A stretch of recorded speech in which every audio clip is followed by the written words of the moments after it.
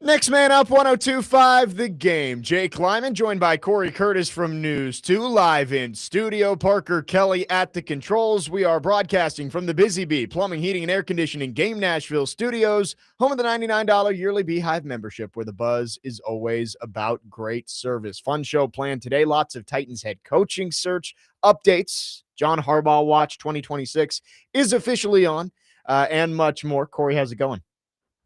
I am a delight, sir. I'm looking forward to Robbie Stanley getting his nails painted soon. Yes. We thought that was going to be done for the show today, but apparently it is going to be done today. So he's thinking today, so we'll see. We'll see. We will see. We'll have to get an update. Maybe that has to be posted on social media. That wasn't a prerequisite, but I think it would be nice. Especially since he did not have them ready for the show, which was the initial bet. If the Packers had won, you would be wearing a cheesehead right now. I'm willing to let it slide.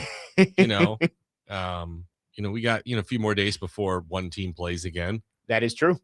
True. The Bears and Rams on Sunday. Yes, there's a bunch of good games. That's a good one. Bills Broncos, I'm excited for. That's Saturday afternoon. Seahawks Niners. Yeah. Can the Niners keep up? And then wrapping up the weekend with Patriots and Chargers. Or no, Bears Rams is the late game. Patriots Chargers on Sunday afternoons. Or Patriots Texans, I should say. Patriots already beat the Chargers. I was at the Preds game last night, actually. Yeah, what a win for the Preds. That's two good ones in a row. Beating Ovechkin this weekend. And that's after a disappointing loss to Chicago. And again, it shows why to believe in this resurgence is because they're not letting one loss become two. I mean, when you just look at like the last month and a half, there's not a lot of back-to-back losses in there. Yeah, they lose and they come right back and they get more points.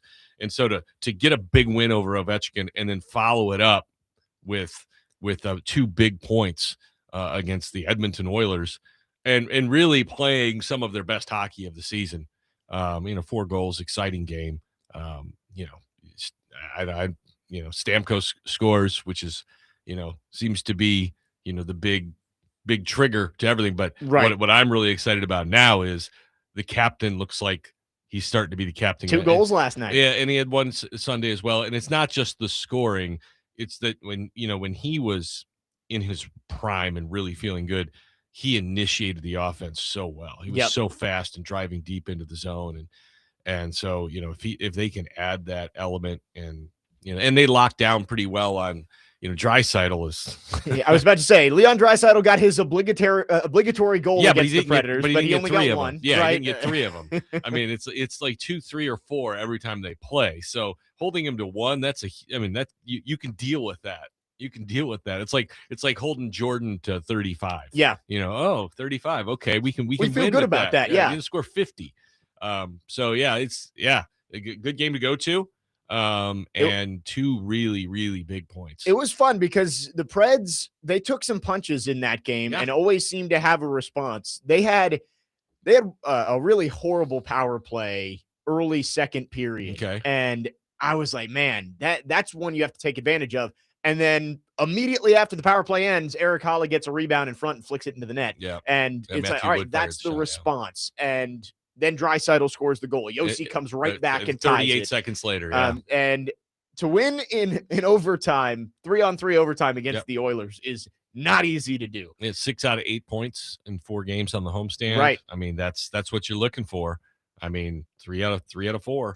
They got a tough stretch coming up, back-to-back this weekend, Friday and Saturday. Avalanche, Golden Knights. Going to be tough. But if you could even get out of there with 2 points, I think you feel pretty good. 2 points would be great. That. 1 point I would take. And I know I'm setting the bar low, but, I mean, you got a lot of respect. Right. Those 2 places, those 2 teams, and playing on a back-to-back is not going to be easy. But the Preds, as of right now, tied for the final wild card spot. And they have a game in hand. Yes. So they would be ahead. So something that I don't think a lot of people would have expected a month and a half ago from the Preds. They have turned it around, and they are right back. Look, just in the keep playing race. the way they're playing, and they're going to be fine. Yep. I wouldn't get too caught up in the standings right now. Just like I said, continue. It was 6-4 in their last 10 headed into last night. Yep. If you can continue to be on that 12-ish point area per 10 games. Yes. Yeah. And They've got about 10 games left until the Olympic break. That it's a big 10 games because when you come back from the Olympic break, the trade deadline is right there. It's about a week after you come back. So and that's something. In hockey, we've got the Olympic break this year, and in soccer, we've got the World Cup break. World Cup break, yeah. It's a fun year. You got Olympics and the World Cup. Imagine if the NFL had that. Yeah. Yeah. NFL. Hey, we're going to take like 4 weeks off, guys. Right. We'll be back in late December. Don't you worry. We'll come back and finish up the season. So great stuff from the Preds last night. They finished the homestand on a winning note. Big news yesterday. Mike Tomlin steps down as the Steelers head coach after 19 seasons. I had a feeling yesterday that something was going to happen there. The Steelers, I don't think were ever going to fire him. I think it would be either what happened, Tomlin steps away, or it's mutual parting of ways. But look, he is no longer the Steelers head coach. He has not had a quarterback in a decade. No. And I mean, a legit, hey, let's go win the Super Bowl quarterback. Right. I looked back to like the Killer Bees when it was Big Ben, you had Le'Veon Bell, Antonio Brown. That's the last time that you really felt like the Steelers were Super Bowl contenders. Well, and Ben wasn't in his, the last 2-3 years was just a shell of himself.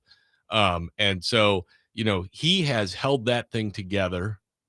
I don't want to say with duct tape because he's had good players. He's had Cameron Hayward, he's had TJ Watt, he's had a bunch of diva receivers that they've kind of rolled through. Yeah. So he's had some players, but without the guy pulling the trigger, it's hard. Yeah. It's really hard. And there are some seasons there where he scraped out 8-8, 9-8, where you're like, man, that's how. Yeah. And so I understand if he's tired. He's just emotionally worn out and drained and disappointed, because you don't coach to go 8-8, 9-8, 10-8, whatever, and they got whacked in this game. And so look, if he stepped down after this one, he was already stepping down after this one because they don't have a quarterback. I mean, Aaron Rodgers if he's not retiring, he's done. I mean, he didn't elevate the team. Yeah, the Steelers, for some reason, there seems to be an idea that the Steelers would be welcome to him coming back. I just don't get it. You can find a bridge quarterback somewhere else that at least can give you a little bit of a higher ceiling, but it's like, do you really just want Aaron Rodgers to roll off into the sunset with you for another year? Yeah, I mean, you're just delaying the inevitable.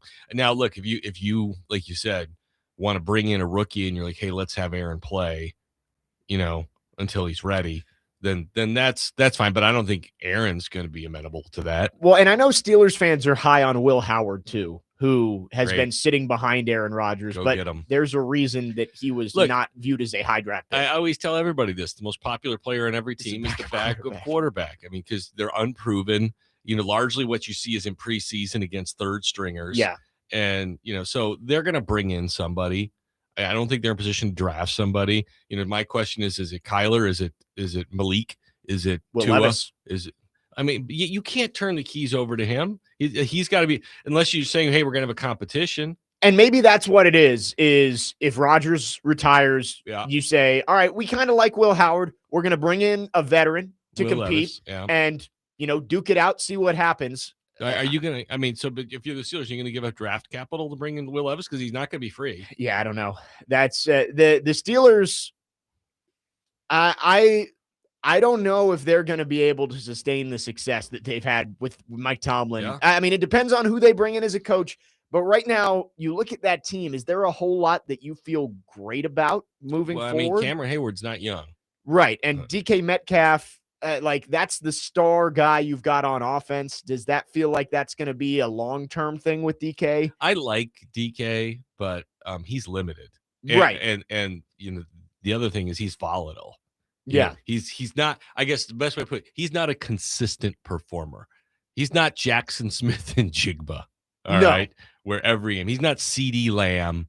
He's not there every game. He's not a superstar. He's a really good wide receiver, but he's not a superstar. He's a freak of nature, but I look at that Steelers team and it's like, you don't have the head coach anymore, which again, they've had 3 head coaches since the merger. 56 years. Crazy. Yeah. And you don't really have a quarterback, and there's not a whole lot of foundational pieces when you look at that team and say, that's somebody you want to build around for the next 10 years. maybe we see the Steelers take a step back for the next couple of seasons. Yeah, and for a team like the Steelers that's had as much success as they've had, 6 Super Bowls, they haven't had a losing season in God knows how long. Yeah. Maybe that's something that team needs, is to take a step back. You can maybe get the quarterback of the future. They've got to find a quarterback one way or another. Yeah. I mean, none of it matters. Trust me, as a guy who's watched the Chicago Bears for 50 plus years, none of it really matters unless you have the guy who can pull the trigger. Right. All right. And so they're going to have to, as much as figure out the head coach, they're going to have to figure out the quarterback. How many good head coaches have lost jobs because they don't have a quarterback? Lots. Yeah. Yeah. I mean, there's not many great head coaches who pull bad quarterbacks along. Right. It doesn't work that way. The head coach can only take the team so far. Yes. If you don't have the players. It's not college. It's not college where the coach is everything. Right. But, I mean, I can see the Steelers going with another young, inexpensive, hot, young coach. And hoping he develops. Yeah, I don't expect them to hire a rehire. I mean, maybe Mike McDaniel might fit in. I don't know. Yeah, I was thinking Mike McCarthy. Like, if I could see that being a fit there, but like I don't. There was the joke yesterday of how funny would it be if Harbaugh went to the Steelers, and I just don't. Yeah. I don't see that being a fit. Yeah, I don't either. But when you look at their head coach hiring, just the last 2. You had young defensive minds, right? And that doesn't mean they necessarily go defense, but there's clearly a path that they take. So I agree that I would look at Chris Shula and Jesse Minter. I was about to say, I think Chris Shula was mentioned as a possibility yesterday, immediately when the news came down. Yeah, he was supposedly a guy they were talking about before, right? But yeah, him, Jesse Minter, Clint Kubiak, who's on the offensive side, right? One of these younger guys who's on the edge, but it's got to be the right kind of guy. Because you look at both Cowher and Tomlin, they both had some grit to them. Yeah. And so I think whoever it is likely has some grit to him, and maybe that takes McDaniel off the table. Right. Right. And Mike McDaniel interviewing for the Titans job today. Yes, he is. We will talk about him. And I think he should be a viable candidate. And that's, I've been seeing that a lot, and I talked about it yesterday, and we'll get into this more, but I like him a lot as an offensive coordinator, but with Mike Borgonzi just preaching, we want leader and culture setter and leader of men. It's like, maybe I'm just stereotyping him because of the way he dresses and the way he talks. I think there's a lot to it because everybody thinks he's a little weird. Right. I mean, there's no doubt about that, but I still keep looking at this Miami team this year and saying, he kept that thing together. Yeah, he got 7 wins out of that team. He kept it together. He got them back on the cusp of the playoffs. And so there's got to be something there. And he's really good at designing the run game. And he understood what Tua could do. Yeah. And tried to do it with what Tua could do. And so that's what I like. Tell me what a quarterback can do and find a way to make it work. Not, hey, this is my system. I'm going to teach you. We're going to run it and you're going to figure it out. Yeah. And so, I guess I'll put it this way. He's not my first choice, but if Mike McDaniel is what you land on, I don't think that's a disaster. No, I think I could understand it because, again, the number one question is what's best for Cam Ward. And if they talk to Mike McDaniel and feel like he is going to maximize Cam Ward and there's no way to get him in as the offensive coordinator, like let's say he's got other head coaching opportunities, then I would get it.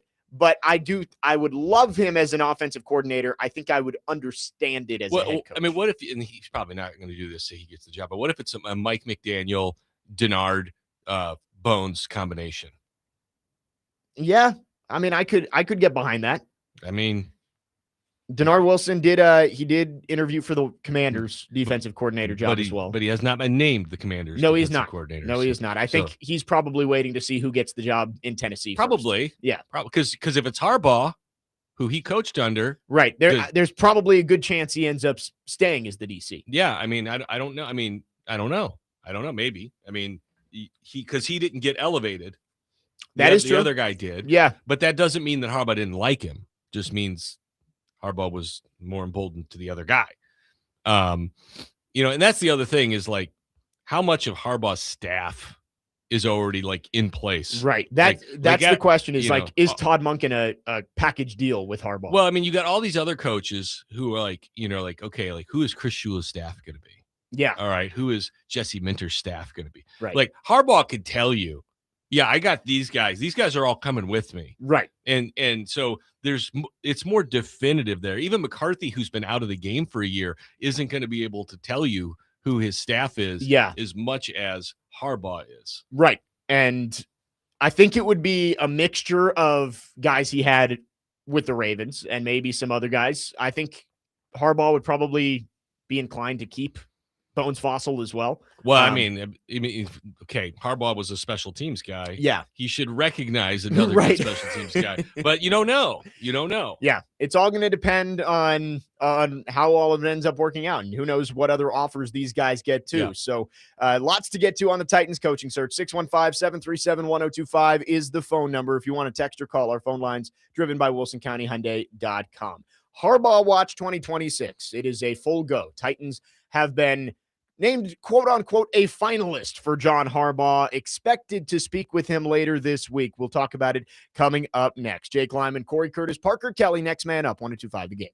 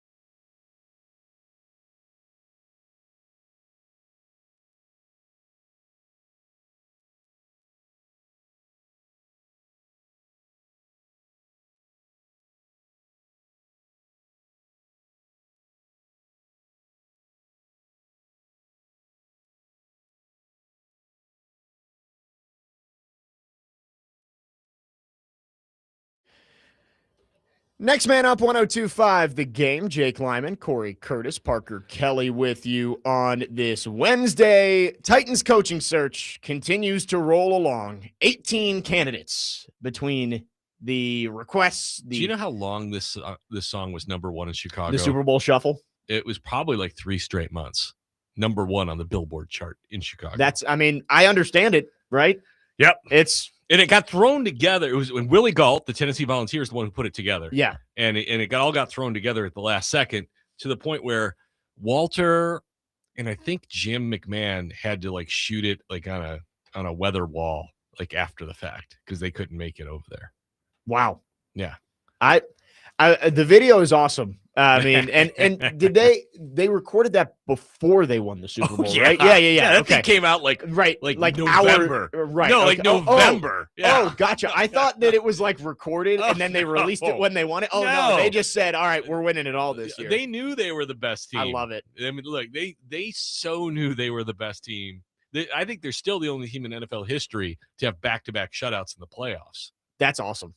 I mean, the 85 Bears, that defense is, it is talked about as a team of legend. So it was the most destructive thing you've ever seen. I mean, no, it was just destructive. I mean, if I was a quarterback, I would have been afraid because they just, except for Marino on Monday night, I'm still bitter. Bears back in the playoffs, and they are on to the divisional round. Yeah, they got a quarterback. Rams on Sunday Sunday night, and we'll see if they can beat Matthew Stafford. All right, I interrupted you. No, go ahead. I always want to give you a chance to victory lap on your Bears. Well, I haven't had a lot of chances the last few years. So. Right, and they are 2 wins away from going back to the Super Bowl. Yeah, we'll see. Gonna be a tough. They beat the Packers in the playoffs. I'm really kind of good. I think that's probably the sentiment around all of Chicago is like, we got back to the playoffs, we beat the Packers and just gutted them. Anything else is a cherry on top. So, by the way, if you haven't, go on Twitter and there's like a 10-minute montage of Packer podcasters watching the fourth quarter of the game, and it is amazing. I have seen some of the like live reaction videos, and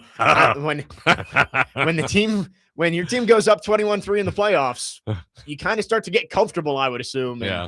What's really funny is a lot of these guys, like they're like doing play-by-play on their podcast, which is ridiculous. You think somebody's not watching the game and listening to you? The fans of the Packers they're not watching you. They're watching the game. Number one. But number two, you can tell the guys who think that they're like professionals. They're like, Caleb back to pass. He's looking to his right. He's looking to his left. And I'm just like, dude. He throws to DJ Moore. Oh, it's a touchdown. I'm like, dude, come on. Packers fans, it was a tough weekend. I mean, good. Blew it. Good. Bears come all the way back as they have all year long. Cardiac Chicago Bears. Caleb, first quarterback. This is crazy. First Bears quarterback since Jim Harbaugh to beat the Packers 2 games in a row. Wow. That is a crazy stat, but honestly, it kind of tracks based on the. So when you ask why does it mean so much? Right. There you go. There it is. And the Bears move on. Packers left in disarray. Looks like they're going to keep Matt LaFleur as of right now. Not just keep him. Extend him. Titans might have been a player for Matt LaFleur if he did hit the open market, but right now. Steelers might have been too. Yeah, I think so. Right now, the Titans, I think the focus right now is on John Harbaugh. Should be. And no doubt that is the number one guy on the market. And all the reports around John Harbaugh it's the Giants, Titans, Falcons. Yep. Those are the 3. And he already talked to the Falcons. Yes. Yeah. Well, he talked to the Falcons as much as anybody else talked to John Harbaugh. Apparently they all had phone calls and the Falcons were just the only ones to report it. Oh, so that was a phone call? Yeah, so Adam Schefter came out and said, well, yeah, sure, the Falcons interviewed John Harbaugh, but if they did, then so did every other team who has a head coach opening. So he didn't go to Atlanta. No, so the plan, I guess, is that he is going to speak to all 3 of those teams by the end of the week. I agree with the Falcons. If you had a phone call with him about the job, right, report it. That's an interview. And I think At 100%, every team he's talked to on the phone, because this is what you heard. He wanted to hear every team's pitch to see who he wanted to talk to. Speak to. That's an interview. Yep. That's an interview. And all right. The Titans are releasing all their interviews at the end of week. So yeah, they used to do it each day. Yeah. So they released 7. I think it's going to be at least 8 to 10 by the end of this week. Today is Arthur Smith and Mike McDaniel. They had a blank slate on Thursday, which wink, wink. Yeah, which I found a little more than curious. Yes, I would. Again, this is not any sourced information. No, this is tea but leaves. It's just like when you look at it, and all the reports are he's going to go in person and speak to the Titans, Falcons, and Giants by the end of the week. Yeah, and the Titans aren't talking to anybody on Thursday. Yeah, I'm gonna guess John Harbaugh is going to be here tomorrow. Yes, could be completely wrong, but it's just an estimated guess. And I told you this in the break. Number one, I tell you a lot of things to break. But I believe the Titans are highly motivated to make this move. And I know Mike Borgonzi's the one doing the hire, but they are they should be at the very least highly motivated to make this hire. Number one, you've won 3 games back-to-back years. You need some assurance of improvement. You just do. Yep. Moving into the new stadium. Okay. You don't want to be 3-14 in 2026 and 2027. Yeah. Right? Because you get your next hire wrong, and if it's an unproven guy, it could go very wrong. Yeah. Or it's Ken Wisenhunt, it can go really, really wrong. Yep. And so you feel as safe as anybody with John Harbaugh. And what's the other thing we heard from Amy Adams-Strunk in reports? She did not want to be reprimanded by the media. She didn't want to be embarrassed. Yep. She didn't want to be embarrassed for this coaching hire. And, that's not a good way to do business. And I'm not an Amy basher like everybody else is. I agree with most of what she's done. The hires were wrong. The fires, yes, they came quickly, but it's because the hires were wrong. Why continue to pay people to do their job poorly? Well, that's everybody says, oh, she fires people too quickly. I'm like, no, she just made the wrong hires and had to fire those exactly. Exactly. Why keep someone around? Like, say you hire a kid to mow your lawn, all right, and he keeps scuffing the lawn, and so it looks like a darn checkerboard when he's done. You got to keep paying him to do it? No, you're not. Well, I need some stability and continuity here. I'm going to let him do it for 3 years. Yep. No, you're going to fire him, and you're going to find somebody else. Right. So when somebody's doing a bad job, and you don't see a better job in the future for them, you let them go and move on. So, and I know there's people going to tell me I'm an idiot. That's fine. Get in line. But I think she is highly motivated.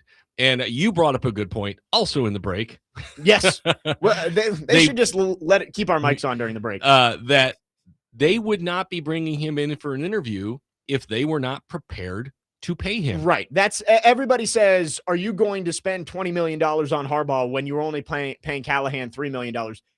If Borgonzi went to Amy and said, hey, John Harbaugh is interested, we're going to bring him in for an interview, here's what it's probably going to cost to get him. And by the way, we're $150 million under the cap. Right. And Amy said no. Yeah, she'd be killed. Then she'd be embarrassed to the media and to the fans. Mike Borgonzi would not be bringing John Harbaugh to speak in person if they knew there was no chance that they could pay him. Yes. And so now, look, that doesn't mean there's not a negotiation.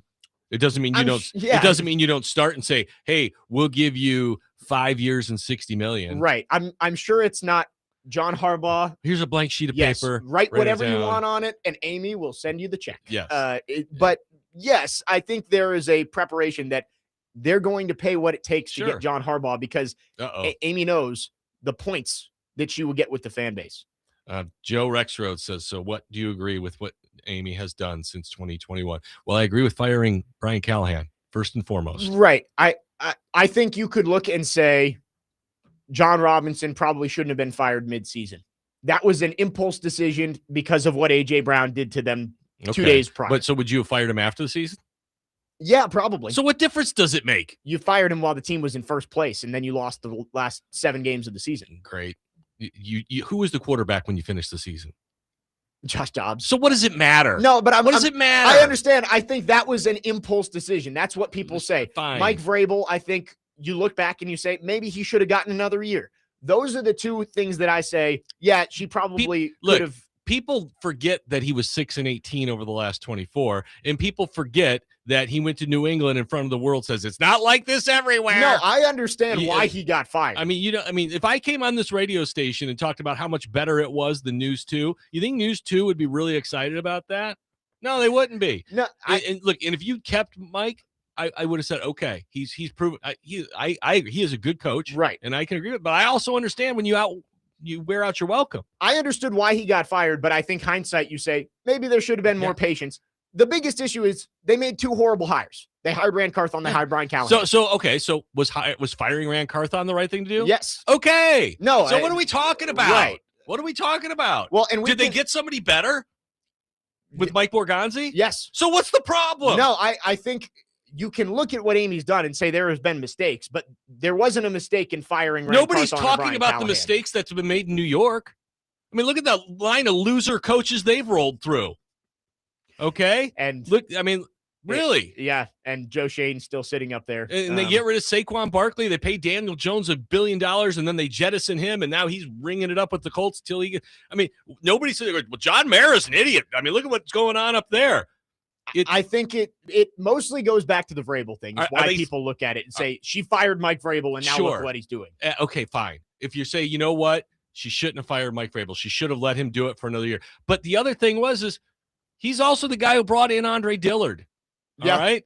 And that team was also not good, just roster-wise. There's no guarantee that and Mike his Vrabel, fingerprints were all over the roster. Mike Vrabel may not have done much better than Brian Callahan the next year. I'm sure he would have done better, but would he have been fired if they went 6-11 again? Yeah, probably. So I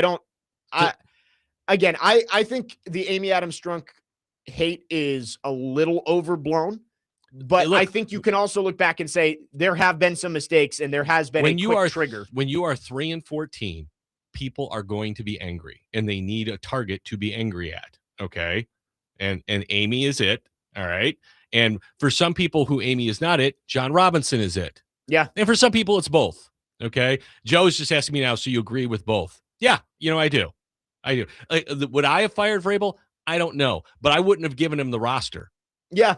And I think that was the problem, was giving him the roster. Yeah. And has it gone better in New England with the players they brought in? Heck yeah, it has. But you know what? It didn't here. Right. It didn't here. The players he brought in here were terrible. Yes, okay? They were.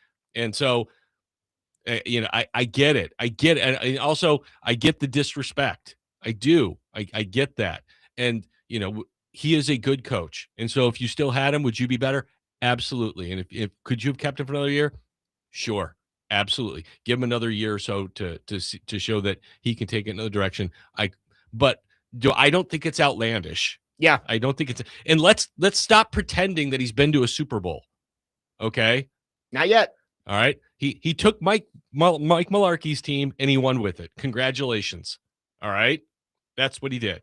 615-737-1025 is the phone number. Amy Adams Strunk looking for some points with the fan base, and I'm sure that John Harbaugh is at the top of her list. He could come in for an interview as early as tomorrow. 615-737-1025. We'll continue talking about Harbaugh Watch on the other side. Jake Lyman, Cory Curtis, Parker Kelly, next man up, 1025 The Game.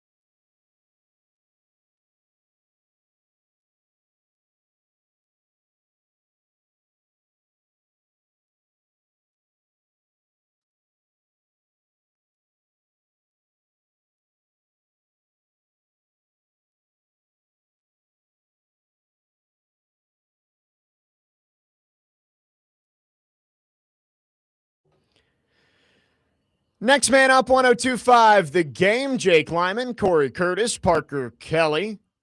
Titans head coaching search rolling along, and all eyes are on John Harbaugh. It is reported that the Titans, Falcons, Giants are the teams that will get a chance to speak with John Harbaugh later on this week. Titans trying to bring in the 18-year Ravens head coach. Again, we talked about it with Amy Adams-Strunk in the last segment.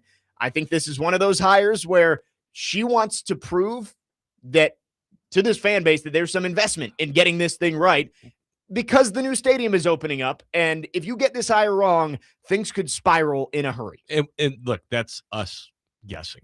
Right. I think so. This is what makes the most sense right to us. By the way, Joe Rexroad thinks I'm an absolute idiot, which is fine. I can see both sides of it.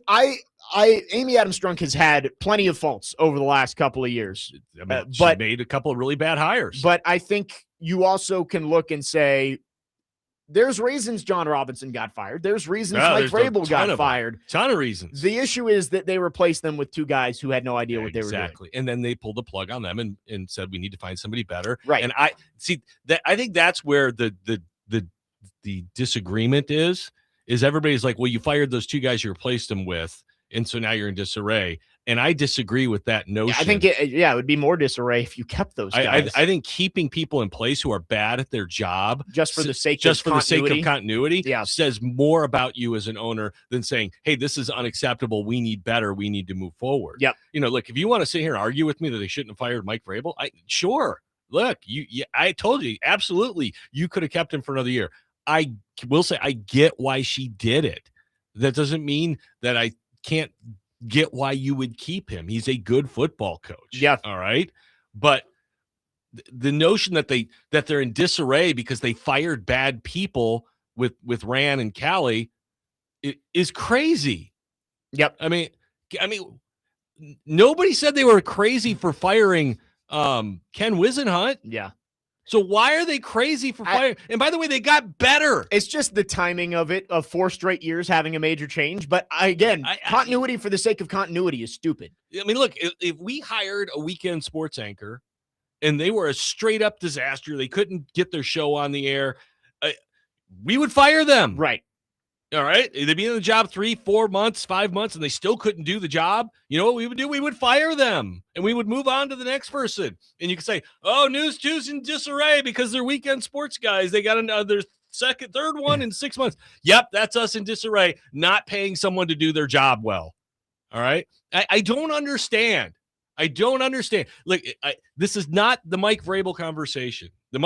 If you want to argue that, I can. But keeping people who are bad at their jobs because you don't want to be labeled as disarray, I don't understand that. Yeah. No, it's a very fair point. And Amy Adams-Strunk, I think, again, speculation, I think knows that a quick way to get the fan base back on her side a little bit and get this thing headed in the right direction is hire a guy like John Harbaugh. Yes, the number one thing is winning football games. Right. And when if you hire John Harbaugh, you are telling your fans, hey, we're going to start winning football games because that's what this guy does. Yep. And there was it's crazy the difference a week can make, because a week ago, right after John Harbaugh got fired, we had Paul Kaharski saying a 5% chance he even interviews. Yeah. TD told us last Thursday that he thinks it's a very low chance, but with every day, there's more smoke. And this morning, Diana Rossini was on with Robbie and Rexroad, and she talked about what John Harbaugh finds attractive about this job. Here's what she had to say. Berganzi. Those are two things that I can tell you the Harbaugh side of this really likes. I do think the big element, the thing that really separates the Titans from everybody else is the community. I will say, even talking to candidates that have been interviewing and going through this process, not named John Harbaugh, that's always the lead story in terms of when they talk about living there. And I think sometimes fans think this is just about football, and it's not always just about that. Wives have a lot of power in this process. Wives have a lot of say on where they want to go, where they want to be, especially for these coaches that are going on on a second stint. Families that have young children, schools are important. But for the football side of it, I think Cam Ward, I know Harbaugh's done a lot of work on him. He's watched some film, and he's really impressed with him and with just a lot of what he does organically and just the athleticism that he brings. And I just think the idea that he's so coachable. His reputation is really good around the league, and it's really what's made Nashville really a bright spot in this coaching cycle. When I think years ago it was different. I don't necessarily believe that the Titans job was a blockbuster gig, but now there are a lot of coaches, and the 18 of them that have been interviewed, none of them are taking that interview with very little interest. They all want the job. So that was Diana Rossini talking about the attractiveness of this Titans job. Borgonzi, Ward, the resources that you have all seem to be a factor. But we do have some breaking news. I don't know how I didn't see this 45 minutes ago, but John Harbaugh is in the building with the Giants today. He's with the Giants He is with the Giants. The reports, this is from Paul Schwartz of the New York Post. There is a don't let him out of the building scenario for the Giants today with John Harbaugh. Yeah. He is planning in-person interviews with the Falcons and Titans, but plans can change. I also do want to make the point, the Giants have not fulfilled the Rooney Rule yet, so they cannot officially hire John Harbaugh. So Giants have already had an issue with the Rooney Rule already. They were the main focus of that Brian Flores, Brian Daboll situation. Don't think that they want to deal with that again. Yeah, so we will have that conversation on the other side. John Harbaugh we interviewed Abdul Carter, player coach. We really like his leadership in the building. We want to turn the whole thing over to him. John Harbaugh in the building with the Giants today. Titans still very much in the mix. And I'm a believer you don't want to be first. You want to be last. Right. And again, we're reading tea leaves. He could be here tomorrow, which would mean maybe Atlanta on Friday. Maybe, but we'll see. Titans have fulfilled the Rooney Rule. If he's going to go north to south, there you go.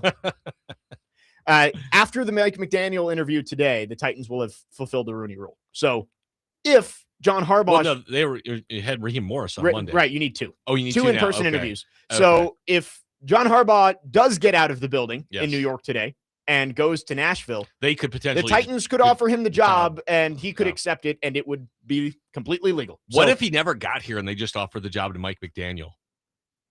That's very possible too. Mike McDaniel is in the building right now. People would go bonkers. You didn't even talk to him. Report today. Titans hire Mike McDaniel. You didn't even talk to him. How crazy would that be?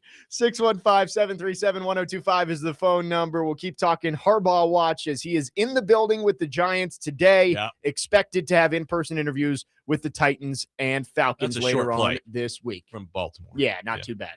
615-737-1025. We'll get to your phones as well. Jake Lyman, Cory Curtis, Parker Kelly, next man up, 1025 The Game.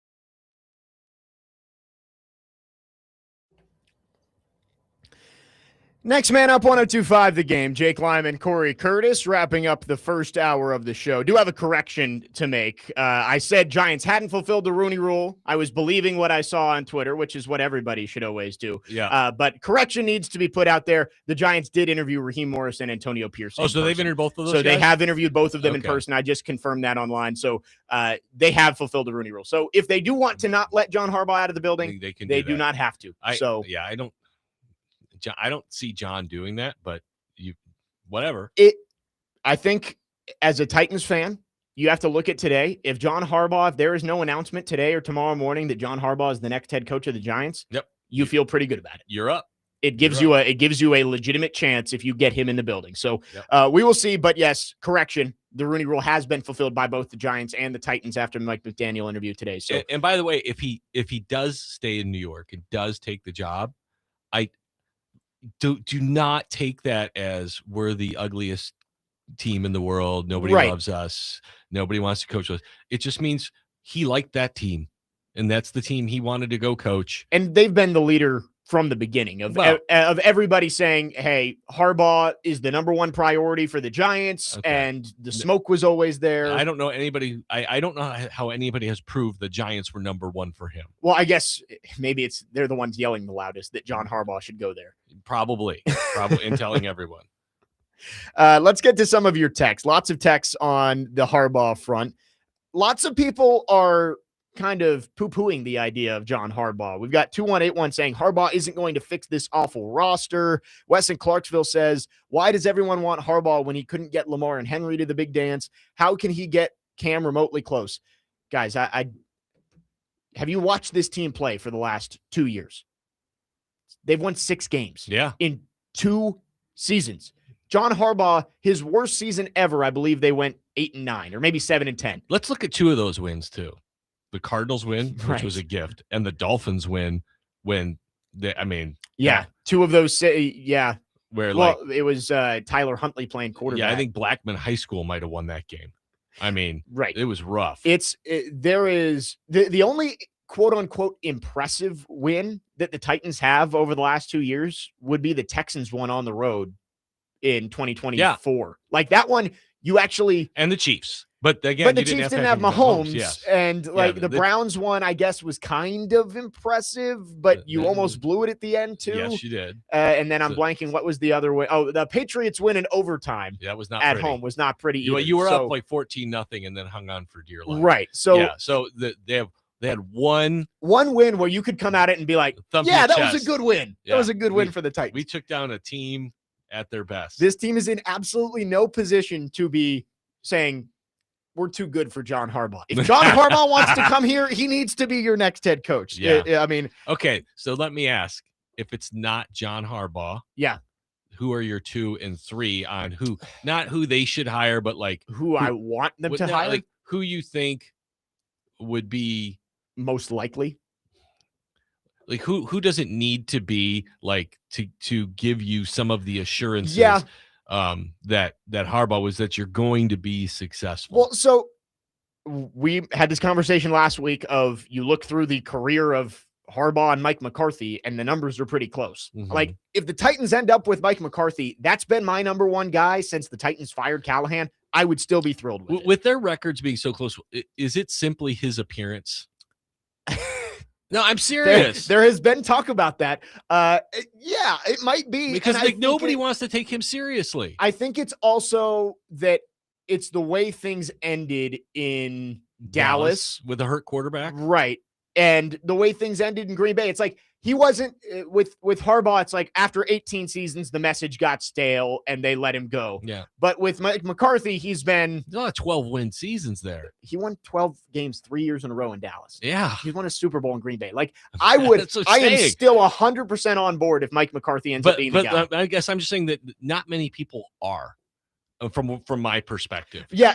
He's not been the buzzy name. Yeah. That is it because he's been out a year too? Maybe that's part of it too, is that he you're a year removed from it. He is in his 60s too. It's like, and when did he win that Super Bowl? 2010. Okay, it's been a long right. time. Well, Harbaugh's was 2012. Yeah, that's what I'm saying. So it's like it's not like it was that far different. I think McCarthy would be my number 2 behind Harbaugh. Okay. And then if I had to go 3, I like Stefanski.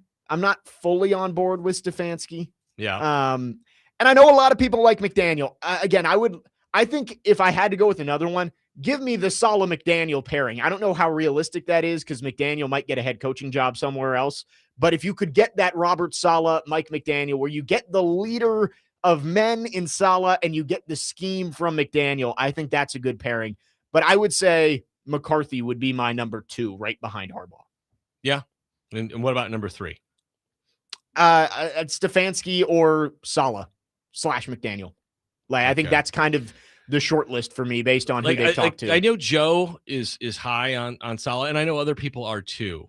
I don't understand. And I'm not saying that it's a bad choice because he's a highly respected coach. Yeah. And I know he was in New York and I know he was with the Jets, but he didn't make them better. No, he didn't.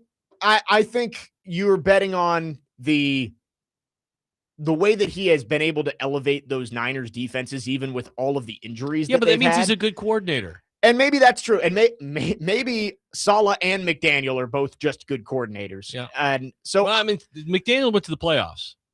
Yeah. Okay. That's true. Saleh did not do much with New York. He didn't sniff a winning record, did he? He might have gotten close one year. Okay. But yeah, you're right. In terms of what the actual results, yeah, Saleh is. By the way, you talk about a guy who fits the Steeler mode.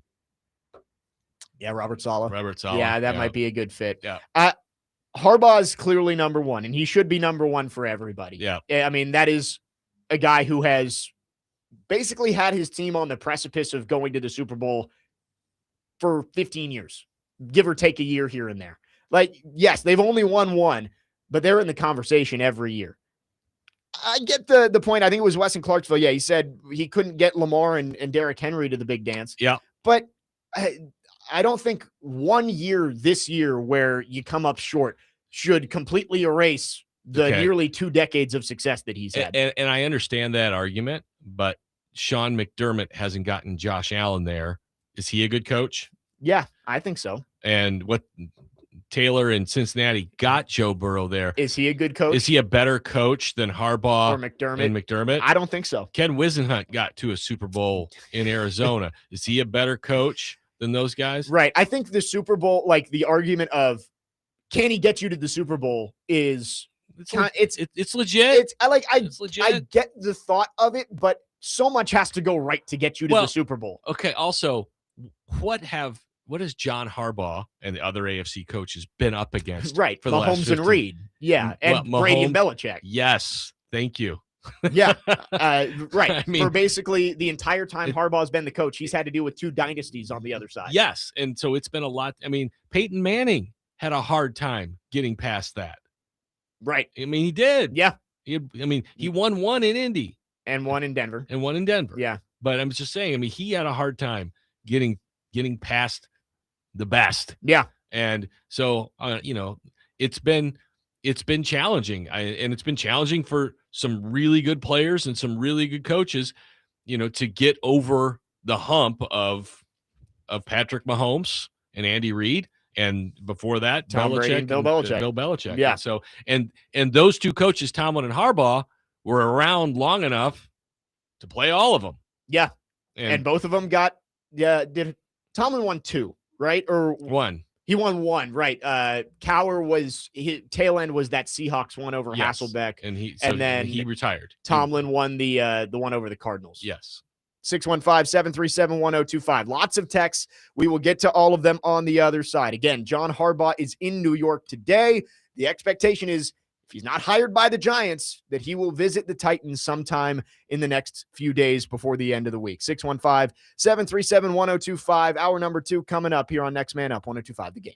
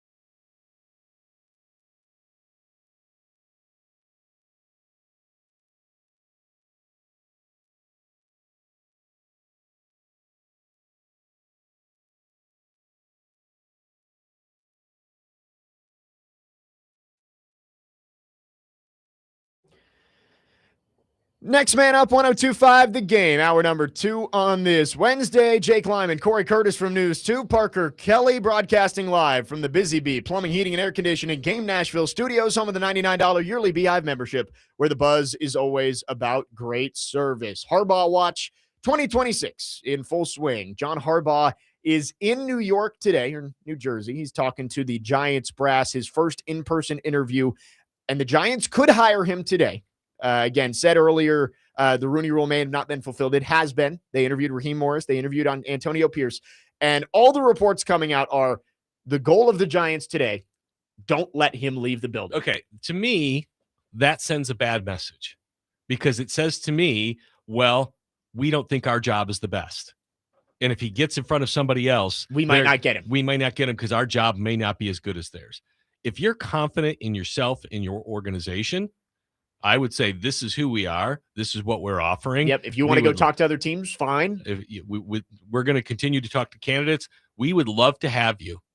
But if you don't think that we're a better fit than the 3-14 back-to-back years Tennessee Titans or the always middling Atlanta Falcons, then you take that job. I mean, and maybe that's why I'm doing what I'm doing and I'm not doing that. I understand that. But again, it shows a lack of confidence in your organization that we have to sign him today. We can't let him off the lot. All right. I keep thinking about the used car salesman. Yeah. Can't let him off the lot. I know this car is garbage. And if I don't get him to buy it today, he's never going to come back and buy it. And so, if you're confident, and I'm confident that it doesn't matter who goes first, I think John Harbaugh will take 3 interviews. I think he narrowed it down to 3 teams for a reason, because he wants to take a meticulous look at all 3. I think he wants to go to St. Thomas Sports Park, see what the support is, see what the building is like, see what the infrastructure is like, see what the city is like for his family. Yeah. I think he wants to go to New York and see everything that they have to offer. And I think he wants to go to Atlanta to see everything that they have to offer, which I know Harbaugh's. I know Arthur Blank's got a lot of money. Okay. A lot of money. And they have a good roster largely. And so I would be very surprised. And Frank, I told you this a second ago, it might backfire if they push too hard. Right. Because if he wants to if you're of the mind of John Harbaugh, where you're like, look, I know I'm going to be a head coach when I want to be. Right. I don't have to I'm not a first timer. I don't have to take your job. Okay. And I'm telling you, I'm going to take 3 interviews and you keep pushing and saying, don't leave. I might eventually just be like, dude, we're done. Just like the car lot. I'm done. Now, you're talking about $20 million a year, $15 million a year. Maybe not. Maybe I'm naive. But I'm pretty sure John Harbaugh's already got all the money he needs. Okay. Yeah. So the money is part of it. I don't think it's everything. And just like a guy with a girl, begging is never attractive. Never. Well, that's what TD made the comparison last Thursday that, all these head coaching openings are guys in a bar, and John Harbaugh is the most beautiful girl in the room. She can choose whichever one she wants. That doesn't mean she's your soulmate. Do you want to go up there and beg? It doesn't mean, no, and that's the thing is, if you beg, I mean, and look, some people like to be begged. Okay. I can rip off a few right at the top of my head right now. They want to be begged to. They want to be told that they're the Messiah, that they're everything. But, desperation isn't the most attractive thing in the world. Now, there's a difference between desperation and appreciation, and I think there's a fine line kind of addressing the two. But I think if this is me, all right, if I'm the Giants, I put my best foot forward and tell him, we would love to have you. If you want to sign today, we will work out a contract today. If you still want to take those other visits, we are confident you will take those other visits and you will see that this job is the best job in the National Football League. Yeah, no news is good news for the Titans today. If John Harbaugh leaves that building and he ends up coming to Nashville, obviously you don't have a chance if he does sign with the Giants. Yeah. But I think then he was never seriously considered. That is exactly what I was going to say. Is if he signs with the Giants today, it's because he knew he was going to New York all along. So it's either way. I'm sure Mike Borgonzi has a plan. He's met with 18 people, or he's planning on meeting with a total of 18 people. Yeah. I said this yesterday. I think the Giants have been all in on John Harbaugh, and I don't think they even know what they're going to do. Maybe Stefanski's their fallback option. We saw Jackson Dart's lip reading on the sidelines last Thursday. I don't know. It's Harbaugh or Stefanski, but I don't know. So maybe that's the fallback option. But I think the Giants have been all in. We want Harbaugh. We'll figure out if he doesn't come here, we'll figure it out after. I think Mike Borgonzi is going through this process and saying, yeah, Harbaugh's probably our number one choice. But if he goes to the Giants, we're going through the process with everybody else, and we're going to have good candidates that we feel solid about. So, yeah, and again, I think PK and Joe and Robbie touched on this earlier this morning. Just because they're interviewing 900 people doesn't mean they seriously are considering 900 people for the job. A lot of it is fact-finding and coordinator searching. Yeah. Okay. Because does anyone honestly think that Brian Daboll is a real candidate for the job? No. No. Maybe coordinator. Yeah, that's my point. Yeah. I think there's a lot of fact-finding going on here, and it's there. We went through it yesterday with Nick Frazier. We went through, out of the 18 guys, how many do you think are legitimate candidates? Head coach. I found 8, and that included John Harbaugh, who wasn't on that 18. So out of 19, I had 8 out of 19 I think were legitimate candidates. Nick had 6. So it's like, I think most of these interviews are more gaining information. Mm-hmm. Maybe they can be a coordinator option down the road. But the serious candidates are the guys we've kind of talked about. So your list of 8, let me guess here. Yep. Harbaugh. Yep. Stefanski. Yep. McCarthy. Yep. McDaniel. Yes. Actually, I did not have McDaniel on there, but based on the smoke, I'm leaning more towards him being on there. So sure. Look, he's going to be an NFL head coach this year. I did not believe that when he got fired, but based on what I'm seeing, I kind of believe it now. So sure, I'll put McDaniel on there. All right. So it's okay. So it's going to end up being 9 for you. Yeah. All right. I don't have the whole list of candidates in front of me. Who else is Saleh. And then yeah. I had. You believe he'll be a head coach? Nagy. Hey, yeah. Are you sure he'll be a head coach this year? The further we get into this, the less I think it's going to be him. But I still think there's a chance he's the guy. I think the expectation in Kansas City is he'll be a head coach this year. Yeah, I think so. But I won't be surprised if he's not. I agree.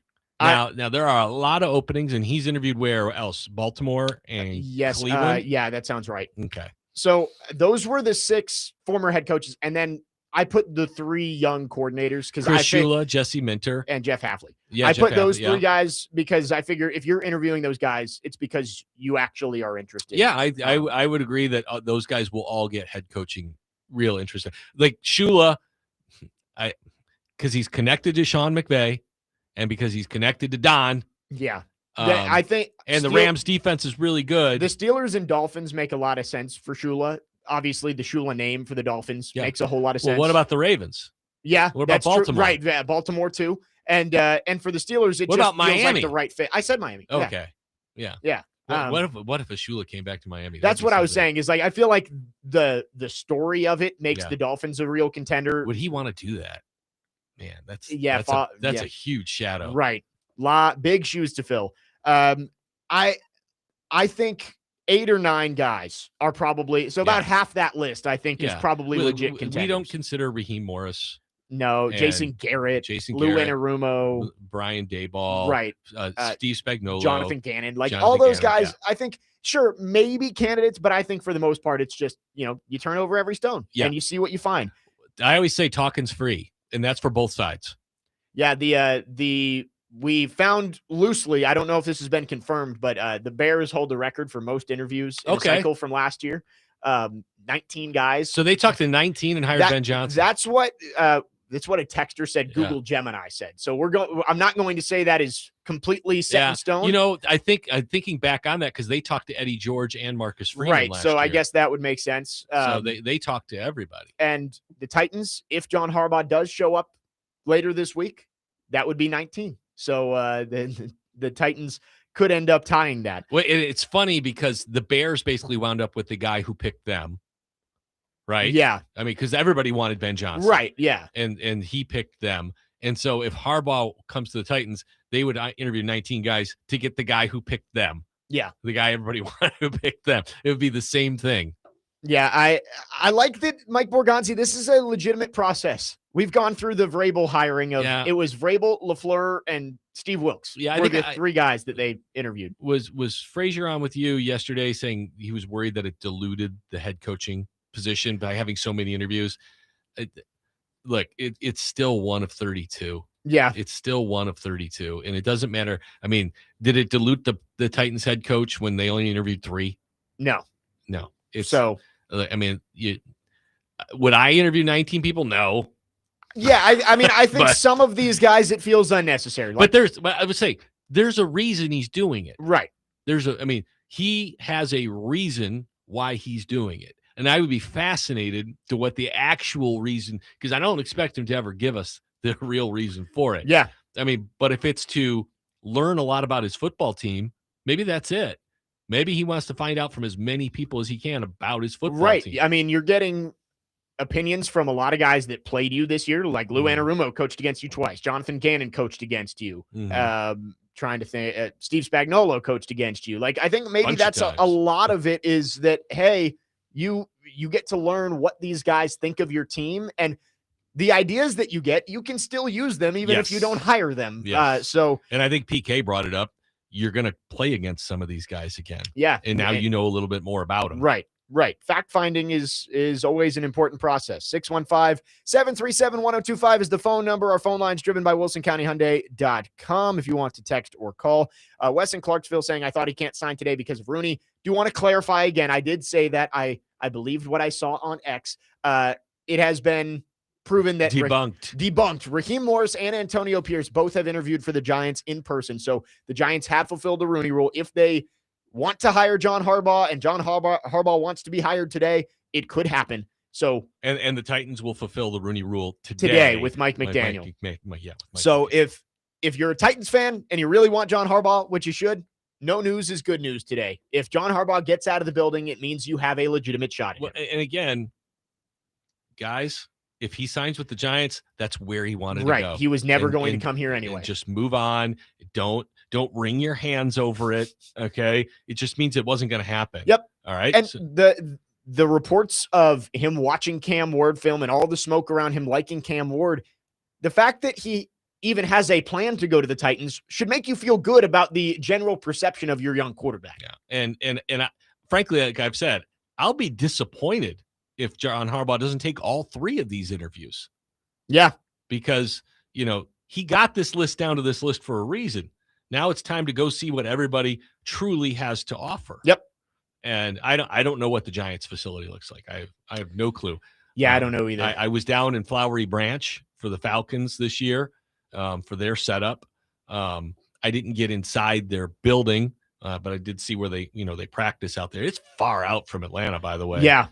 So I don't know if that would be a factor or not. Right. But, like I said, Arthur Blank's got a ton of money. I'm sure it's beautiful. But, look, if St. Thomas Sports Park looked like it did 10 years ago, I'd say they got no shot. But yeah, the renovations. St. Thomas Sports Park's not bad now. Right. And so it's a real company now with hundreds of employees, not like 15.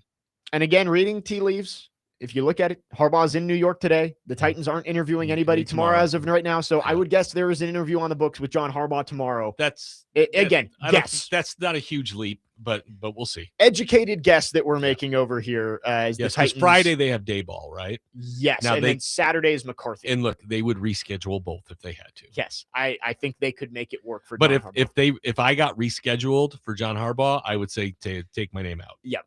Because I know I'm not getting it. 737-1025 is the phone number. We'll continue to talk about the Titans head coaching search coming up next. Jake Lyman, Cory Curtis, Parker Kelly, next man up, 1025 The Game.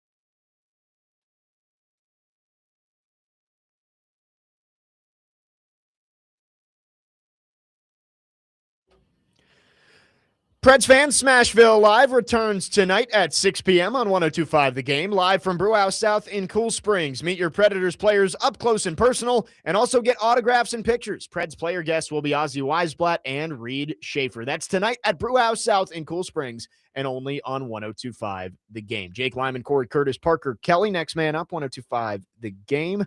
Jordan Raanan, who is the ESPN NFL Nation reporter for the Giants. Okay. The TD for the Giants. Okay. Put but this not out. the TD. Not as good as TD. No. But it certainly doesn't drive cars like TD. Yeah. No offense to Jordan Raanan. Yeah. But he says not often coaches of this caliber are available, talking about John Harbaugh. That's true. When Andy Reid was fired, the Chiefs came to talk with him in Philly. He then went to KC, and they didn't let him out of the building. The Cardinals and Chargers never got their interview. Reid just so happens to be Harbaugh's mentor. So, again, I don't think it means much, but that is something to look back on, is that Andy Reid, I think, is the closest example of John Harbaugh coming loose after the success that he had in his first stop. And he did the same thing, had interviews scheduled, and only took one of them. How many years was he in Philly?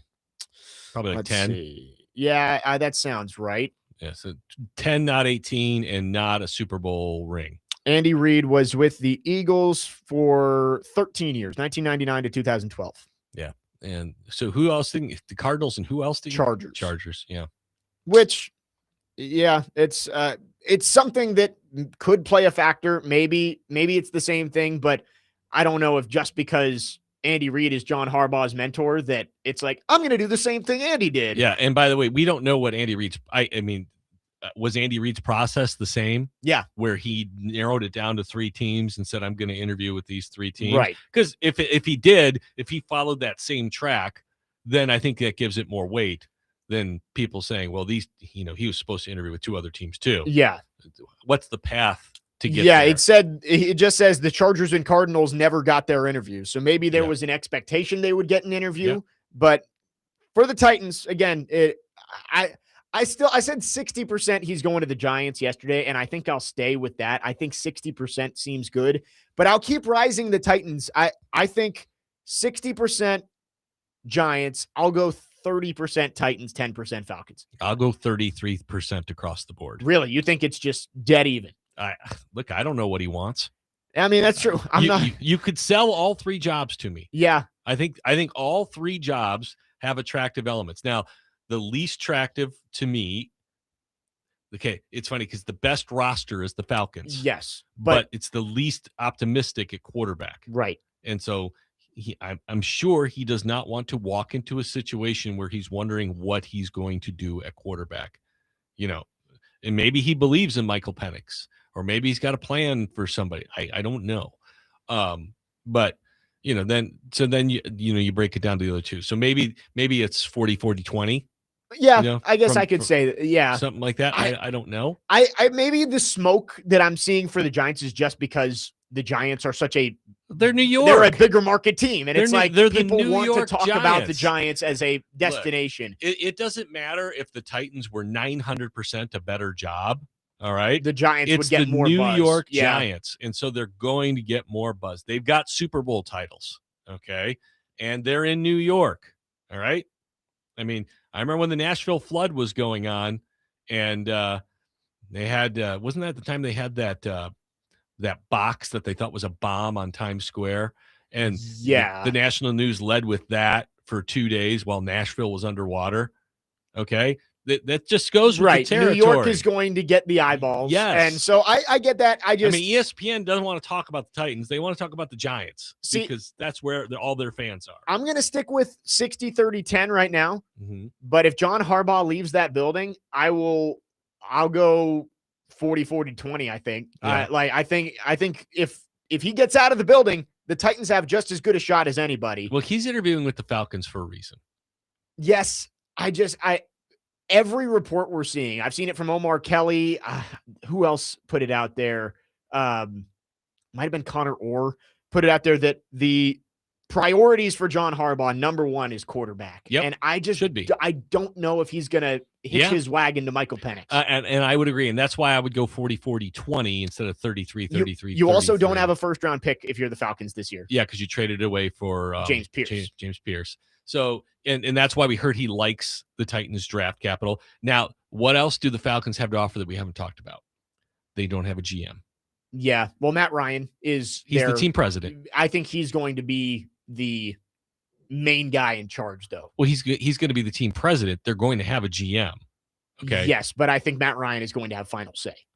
Okay. But if they want John Harbaugh, I think one of the things that's attractive is you pick your GM. All right. That's true. And you kind of have a Vrabel relationship in New England where you have your guy who basically reports to you. Yeah, that's fair. Connor Hughes, who covers the Giants and Jets, tweeted about an hour ago too. Text from an NFL source: the Giants can't let him leave. Which interesting. Well, why can't they let him leave? Because they think the other jobs are better. That was my interpretation of it. Yeah, I mean, if the Giants let him out of the building, he's not coming back. Yeah, I mean that doesn't speak well for your job. Yeah. If you have to sign him today because you think, well, if he goes somewhere else, he's going to sign there. What does that say about you? Okay, so what is it about? Right now, I'd be like, what is it about our job that says we can't let him out? We got to fix this right now. I don't know if you can, but that's my opinion, and like I said, I'm probably wrong, but Diana Rossini said something very interesting today on With Robbie and Rexroad that we haven't gotten to yet. I know there's been conversations about what kind of power John Harbaugh would want. Yeah. And whether he would want final say out of the 53. We will play that for you next and talk about it because I think that is something that has been talked about. Would Mike Borgonzi cede power to John Harbaugh to bring him in? I would. Diana Rossini made it seem like it wasn't an either or choice, and we'll talk about it coming up next. Jake Lyman, Cory Curtis, Parker Kelly, next man up, 102.5 The Game.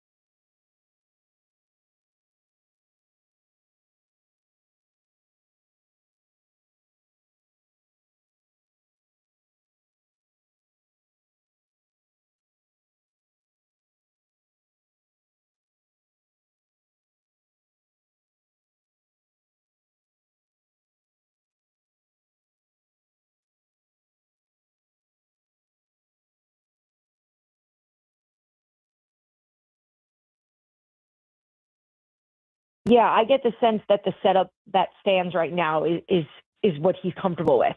He's not trying to come in here and change this up again, right? They definitely have a unique setup there. Obviously you have the Atlanta Falcons, who have a bit of, I guess it's kind of similar to what the Titans have, except the person really running point now is Matt Ryan, since he's the president of football, which is I guess kind of a new title.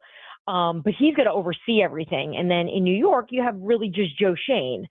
And from speaking to all three teams and even speaking to the Harbaugh side to this, it doesn't seem that anyone's setup is detracting him because he is power hungry or feels that he has to have the final say. He had a good working relationship with Eric DeCosta in Baltimore. And, we've all heard over the years where Harbaugh would be frustrated with things because he wanted it a certain way. But I don't think he's taking this next job going, I'm making the call on the final roster every single week and who's doing what and how we're drafting. And I think he has strong confidence in the way Tennessee has set it up. And I do think Mike Borgonzi's brought a lot of appeal. I think that should make fans feel really good. That was Diana Rossini from The Athletic on Robbie and Rex Road this morning. And there's been a lot of talk about John Harbaugh. If he gets hired, will he want final say on everything? Diana Rossini said that he's not power hungry. He's going to want a seat at the table for sure. But sure. I think if he has a good relationship with Mike Borgonzi, it's not going to be a problem of who has final say. We're going to use everybody's favorite word again. Ready? Collaboration. I don't know if it's a collaboration or an understanding. I will listen to you. I will consider what you have to say, and then I will make my decision. Are you saying for Harbaugh or for Borgonzi? For Borgonzi. Okay. Your concerns are duly noted, and I appreciate that. That's what you need. I will take that into consideration. Yeah. When the reports came out about John Harbaugh wants final say over the roster, I think it was Tony Grossi in Cleveland who put that out there, that those were his demands. And my initial thought is, and it could be completely true, maybe John Harbaugh is going into all these meetings and saying it's going to be my choice. Let me cut you off there. If that's what he wanted, would he be interviewing in New York and in Tennessee? Well, he would be interviewing in New York because I think Joe Shane would take a demotion. I think John Merrill would demote Joe Shane to get John Harbaugh. Okay, so you think they're prepared to take away the roster from Joe Shane? Yes. Okay. I think the Titans is the only job that you look at and say, well, yeah, because the Falcons don't have a GM. Right. So with Harbaugh, if he wanted to come to Tennessee, if he looked at Cam Ward and said, I can get that quarterback to be a franchise guy, and we can compete at the top of the AFC. They've got all the resources. My wife loves Nashville. This is where I want to be. Do you really think he would say, no, I'm not going to come because I want say over Mike Borgonzi? I just don't think that would be the deciding factor for him when there was a transition of power in Baltimore. Ozzie Newsome retired. John Harbaugh, in a vacuum, probably could have jumped in and said, hey, I've been here for a decade plus. I want to have final say now. It's been DeCosta's job for a long time. And Eric DeCosta took it. That was always going to be his job. Well, right. But I feel like Harbaugh had the pedigree at that point in his career. He'd won a Super Bowl at that point to say, I want final say. And there was never reporting that there was any kind of power struggle there. Yeah, maybe it's a factor. Maybe he does want say on the roster. But I think if the Titans were ever going to be the choice for him, I don't think that is going to be something that would stop the deal from getting done. Yeah. And again, if that's what he wanted, I don't know that he'd be interviewing with them. Like if it was a must that, hey, you're going to have to give me final control of the roster. I don't know if that would, because they would have had those conversations on the phone right before he ever decided to come and interview. I would have, hey, if you want final control of the roster, this may not be the spot for you. Right. Yeah. And I don't think the Titans, after having to put out a statement a couple of weeks ago about the power structure of their front office, do they want to mix it up again? Like, no, they don't. Well, we just gave Mike Borgonzi final control of the 53 all by himself, but now we have John Harbaugh. So, Mike, you can sit in the backseat for a little bit here. Yeah. Yeah. And again, I don't really care who's making the picks as long as they're good ones. Right. But I think this is the job Mike Borgonzi has been trained to do. And I am a big believer in letting people do the jobs that they are trained to Yeah. do. John Harbaugh's job that he's trained to do and experienced in is coaching a football team. You do that, and you keep doing it well, and let Mike Borgonzi do his job, and let him do that well. All right? You don't have to have your fingers in everything. Every chef has a sous chef for a reason. Yep. Right? Because they can't do everything. And I don't think Mike Borgonzi, at least from what we know of him, I don't think it's his personality to have the ego and say, yeah, you're going to come in here and coach the team and you're going to coach the players I give you. I think it's going to be, hey, John, we're going to work on this together. Yeah. Like, tell me the types of players that you are looking for and what positions do you value the most in this upcoming draft. But okay, when Floyd Reese was the Titans GM, yeah, they would always have their meeting. Like, they'd have their big draft meeting. You know, everybody get around the table. They'd have the board around, and everybody, including Jeff Fisher, was there. Yeah. And they would all make their pitches for the players that they liked and that they wanted. And I could just tell you that there was one time where, you know, the offensive coordinator, Mike Heimerdinger, wanted Jay Cutler, and he pounded the table for Jay Cutler. And Jeff Fisher pounded the table for Matt Leinart. He wanted his USC guy. And Floyd listened to everyone and stood up and said, we're drafting Vince Young. And they all said, what?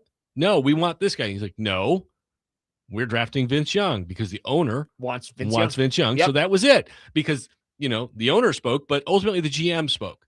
And the GM said, this is what we're doing. I have listened to what everyone has said and loved every second of it. Right. But this is what we're doing. Yep.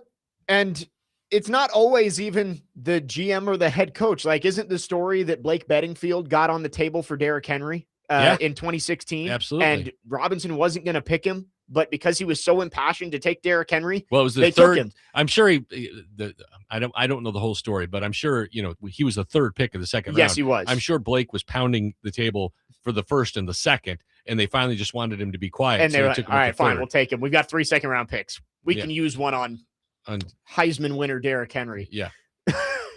Yeah. We've already got Kevin Dodd. We've got Austin Johnson. Now we can take Derrick Henry. Well, yeah. I mean, they had DeMarco Murray, who was coming off a really good year. Yeah. But had a lot of carries under him. Yes, he did. DeMarco Murray, I mean, without DeMarco Murray, does Derrick Henry ever become the Derrick Henry that he is today? Maybe. I don't know. I mean, I don't know how much the influence DeMarco had. DeMarco is a great player. Well, I know, but I'm saying, like, look back at 2018. Dion Lewis was out snapping Derrick Henry for a little bit there. Because Derrick was terrible. If Derrick Henry was asked to come in and immediately be the guy in 2016, and you went 3 years and he never stepped up. Well, I mean, if you remember, he was supposedly on the block on the trade deadline, and no one wanted him. Yep. And then the Eddie George conversation happened. Yep. All the story. And the Jaguars game happened, and the rest is history. 615-737-1025 is the phone number if you want to text or call. We've gotten to a lot on the Titans head coaching search. John Harbaugh is the hot name right now. I think we're going to have a resolution on John Harbaugh by the end of the week, it seems. Yeah, I agree. I don't think he's going to be drawn out in this. He's going to talk to the Giants and maybe some other teams after, including the Titans. And when he comes to a decision, there's the first domino in the coaching search. Yep. And the Titans will either have John Harbaugh or they go to one of the other 18 guys they're interviewing. Well, look, there's 2 teams that could make a hire before this goes down. The Steelers. Yep. And the Ravens. Yeah. So those are the only 2 teams not waiting for the domino. Right. That is true. But the other ones, I would agree. All right. Now, like, you know, if you're the Dolphins or the Browns, and you know you're out on Harbaugh, and you know you've been frozen out of this process, you're moving forward. Yeah. So, and news a little bit here before we go to break. Mike Tomlin, the report from Ian Rappaport is that immediately after Mike Tomlin stepped away, teams called and showed interest, and it would cost draft compensation because they still own his rights for 2 years, not 1, 2. Right. But they have been told that there is that he is not coaching next year. That's not surprising. So he's probably pretty tired. Right. I am not surprised by that. So who's going to pay him $15 million to sit on their desk this year? As much as we've joked about Jason Garrett getting an interview, could you sub out Jason Garrett for Mike Tomlin on Sunday Night Football? That might be a pretty big upgrade over there at NBC. I could certainly see NBC doing it. I'd have to see whoever else has on their desk now. Didn't Fox have like 17 people on their desk at one point? I mean, yeah. Well, and when's Terry Bradshaw going to retire? You could sub out one Steeler for another. Right, there you go. So, yeah, I think he's gonna get some nice money to do TV, and then next year maybe there's a Sean Payton situation where someone trades for him. Yeah, and they won't have to give up quite as much. Right now, does the 2 years work 2 calendar years, or is it just, hey, we own his next 2 coaching years, right? So I think 2 seasons. So okay. Yeah, I guess he would be a quote unquote free agent heading into the 2028 season. Okay. 615-737-1025 is the phone number. Tonight, Vanderbilt men's basketball takes on Texas with an 8 o'clock tip-off, and the pregame show starts at 7:30 on 1025 The Game. Let's talk some Vandy men's basketball on the other side, trying to go for their best start in program history tonight against the Longhorns. 33-0, the men and women, right? The men and women, 33-0, and a win today over Texas for the men, a win tomorrow for Vandy women's basketball over Mississippi State. Both are the best starts in program history. We'll talk Vandy men's hoops coming up next. Jake Lyman, Cory Curtis, Parker Kelly, next man up, 1025 The Game.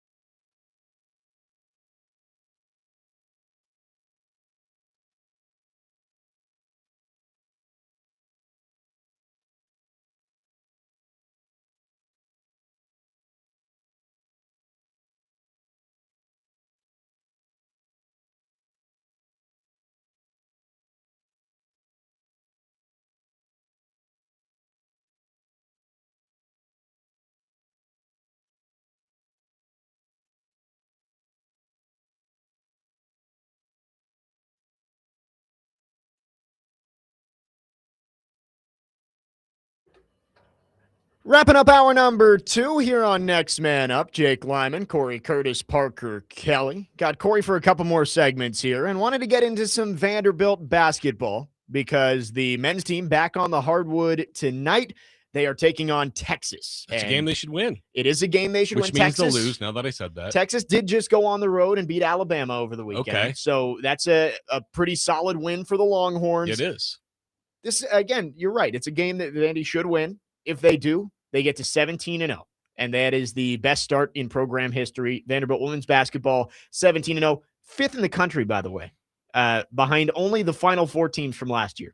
So the Commodores, they are 17-0. They can get to 18-0, which is a program best start if they can beat Mississippi State tomorrow. So I will be in Stark Vegas starting tonight. But the men's team, what Mark Byington has done. Unbelievable. I know football and what Cignetti is doing is on a different level at Indiana. By the way, they were on the same campus together. I know, at JMU. That's unbelievable. Yep. I have a ton of friends who went to JMU growing up just hour and a half, 2 hours north of there. And they're all, I think you understand as JMU that you are going to be a feeder system for bigger programs. When it comes to your coaches get good, they're going to get better jobs. But to look and see what those two guys are doing is insane. We had two of the elite coaches in college sports. We didn't know that. Yeah, at the time. Yeah. I mean, JMU was good in football and basketball under them. Yeah. But I don't think anybody realized what they could do with more resources. And Curt Cignetti has turned a 3-9 Indiana team into a team that is 1 win away from an undefeated national championship season. And Mark Byington turned around Vanderbilt to a tournament team in 1 year. They were picked last. With a team full of transfers. Yes, they were picked last year. I mean, like, it wasn't even close. They were picked last. And then this year, he takes his 3 holdovers from last year. 3 players. And then just brings in a bunch of other transfers. And now they are a top 10 team in the country. You know, and it's interesting, and I'll cross over football and basketball here. You look at a guy like Dabo Swinney, who refuses to embrace the changes in college athletics. Yeah. And his program is just spiraling into the abyss, okay? Got drilled by Penn State in the bowl game. And that they fired their OC like that's gonna fix anything. Right. The problem is at the top in the way you're handling your business. And then you look at Mark Byington and Vanderbilt, who have fully embraced where college athletics is at, to where he only brings back 3 players. And he's good with that because, you know, they could have pitched to keep some of these other guys, but they didn't. He wanted to change his team. He had a tournament team, but he knew to be better, he needed some different players. He kept the ones that he really wanted to keep. And, like, all of these guys are contributing. And it's staggering. I mean, it is staggering. Now, they haven't played a murderous schedule. No. But when they've needed to step up, they have. And I think that's important. They've played some good teams. I mean, they beat Alabama last week. I think SMU was undefeated. SMU is pretty good. They beat UCF, who's been ranked for a little bit here now. I don't know how good Wake is, but they drilled them. Yes. And Winston-Salem. Just before Christmas. Yeah. They beat St. Mary's yes. in the tournament down there in the Bahamas. So there's been some impressive wins for this team. Agreed. The schedule hasn't taken the ramp up that it will later on. Well, I mean, like some of the elite teams, you know, you see play each other early. You know, the North Carolinas, Kentucky's, Michigan States. Yeah. They load up early. They play the Champions Classic. Yeah. Yeah. But those teams are also excused from losses. Yeah. They're going to lose a couple here. The brands are, well, you played Michigan State, you lost. It's okay. Right. It's fine. You know, Vanderbilt's not there. No. They're not there. But, you know, now they're playing for seed. I mean, I know you're playing in the SEC. They're playing for seed. All right? Yeah. I don't want to say who cares about winning the SEC. You're playing for seed. And winning the SEC would be great. If you get a regular season title in the SEC, that is crazy to do in year 2. And yes, it would help your seed. But yes, you're trying to set yourself up for the best path in the NCAA tournament. Yeah. I hope Vanderbilt fans realize how crazy all of this is. Well, and I mean, the environment for the Alabama game was tremendous. Great. And LSU was great on Saturday too, from what I've heard. So I think the fans are starting to come out and they're supporting this. I mean, how crazy is it that in one recruiting class, the men bring in Tyler Tanner, who I saw Tyler Tanner's getting mocked as a first-round draft pick now. I believe it. I mean, right now, isn't he the SEC Player of the Year right now? He might be. He really might be. He has been that good. Yeah. And Michaela Blake's in the same recruiting class on the women's side, who is second in the country in scoring. Now, she was a 5-star recruit. Yes. She was a top 5 player coming in. Yes.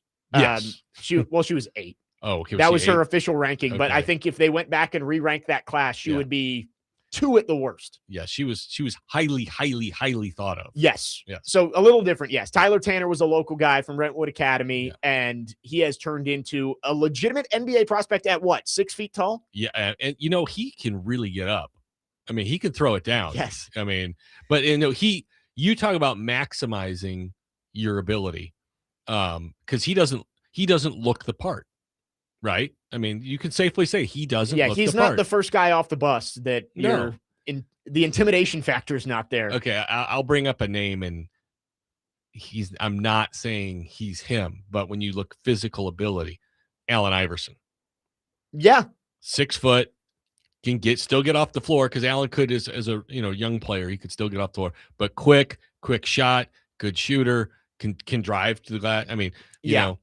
Some comparable traits there. Yeah, you could say style-wise there. Who's the kid from Atlanta who just got traded? Trae Young. Trae Young. How tall is he? Not much taller than 6 foot. Maybe Trae Young is a better comp for him because, Allen Iverson's a 6'2", Trae Young. Yeah.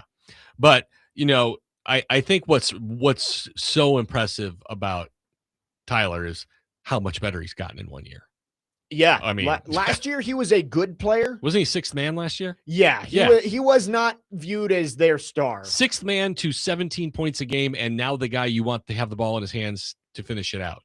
I know that fans were kind of disappointed when Jason Edwards went into the portal. Yeah, but can you say maybe one of the biggest upgrades that they could have had was Edwards to Tanner, because Tanner plays legit defense, which Jason Edwards did not. Well, but I think you have to look at it and say, I think he went in the portal because they let him. Yes. That's what happens with a lot of guys. Sure, there are times where you want to retain a guy on your roster. And maybe they did want to retain him. Where'd he go? Providence. And I did see some Providence fans complaining about him over the weekend because he wasn't showing a whole lot of effort on the defensive side of the ball. I always liked him, and he helped elevate this team. He was an elite shooter. And I would like to have seen him come back. And it's, you think, oh, they gave you an opportunity here. Yeah. But I mean, I don't know the whole story. But and by the way, Duke Miles is also really good. And they're playing without Frankie Collins right now. Yeah. So you got 2 upgrades. And remember what's the kid's name? Jalen Carey, the one who went to Tennessee. And he was doing the power flex on the way out the door. Yeah.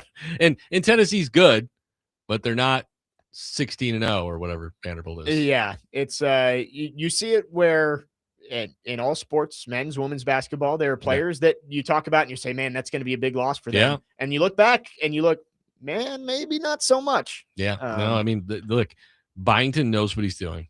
Yep. That you just have to say that you know what he's doing.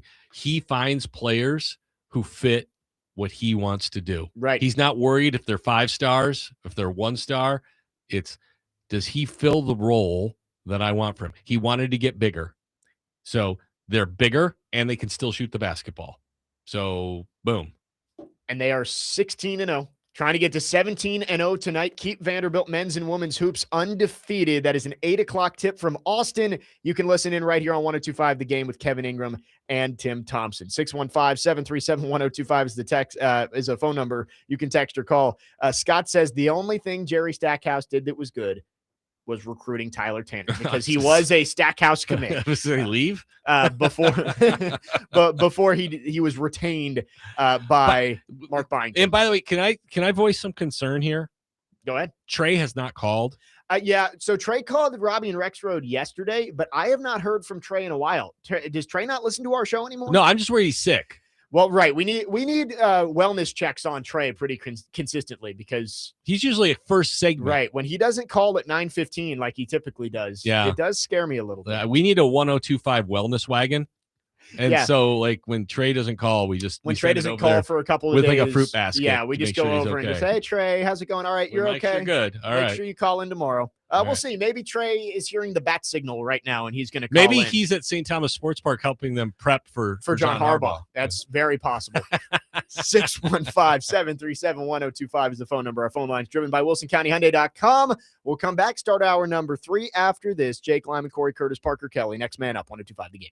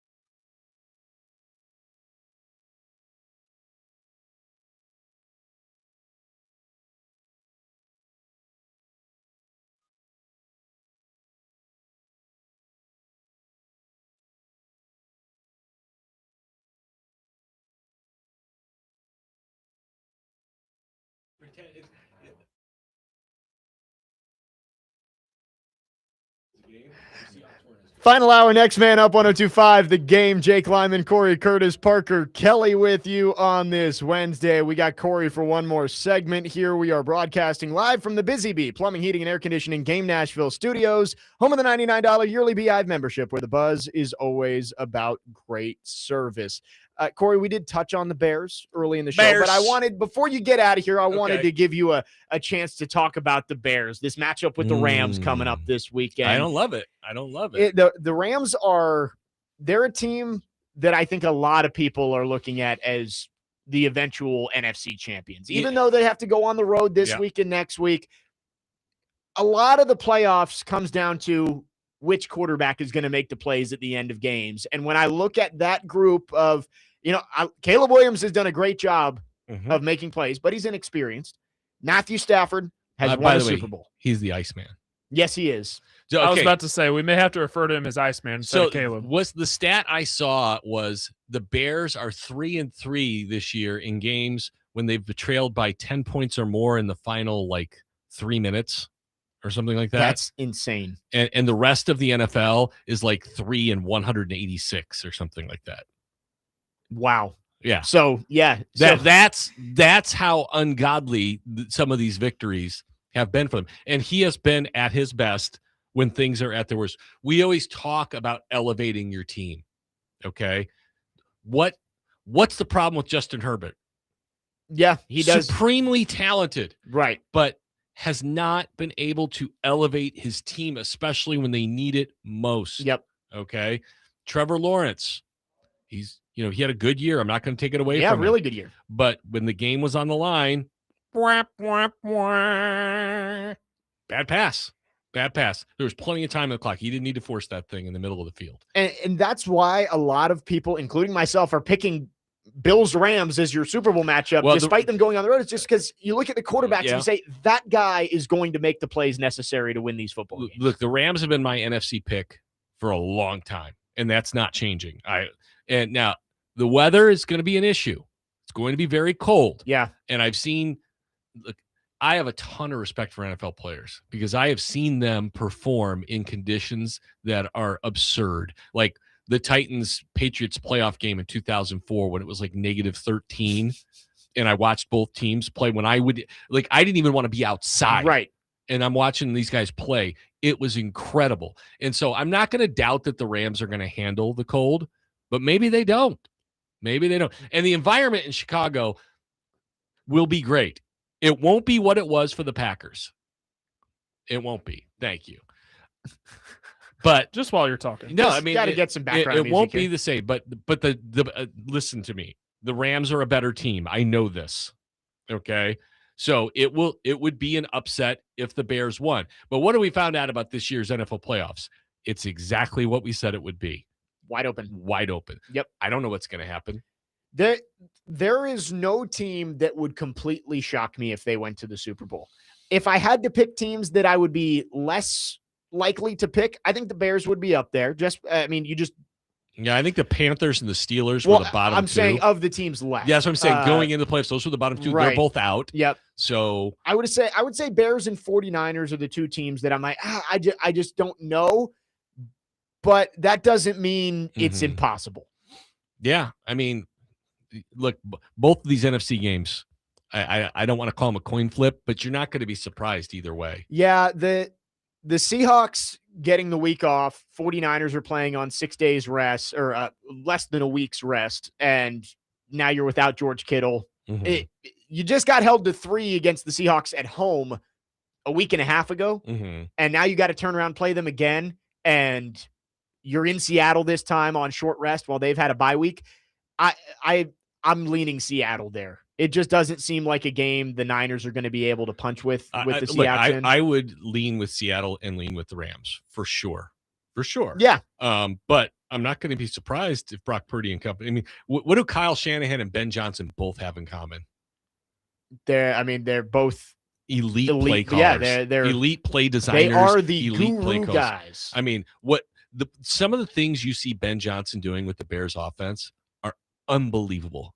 I mean, he is he is playing chess when everybody else plays checkers. Yep. I mean, the touchdown pass to DJ Moore, that thing got set up in the first quarter. Yeah, he schemed that wide open. He schemed it all game long. Yep. Okay. They schemed another play off of that play where they hit DJ Moore over the middle. Okay. Because they set up this screen earlier in the game and the Packers bid on it and they just took him. Ben Johnson, look what happened to the Lions this year without Ben Johnson. Yeah, they took a major step back and they fired the offensive coordinator. They're in disarray. Yeah. They're in disarray. They fired their offensive coordinator, third in 3 years. But no, I mean, look, he and Kyle Shanahan, Sean McVay, they're elite offensive designers, play callers, and so this is a great matchup. It is a great matchup. I hope it's too much to ask for this weekend to be as good as last weekend. But it could be. It really. I mean, you look at all the matchups. I'm not going to be surprised in any of these games. Texans Patriots can go either way. Yep. Bills Broncos can go either way. These are great matchups. The Bears are a year ahead of schedule. This reminds me a lot of 1984, when they won. I think they went to the NFC Championship that year and lost in San Francisco. They were outmanned. Yeah, and it was good because it humbled them for the next season.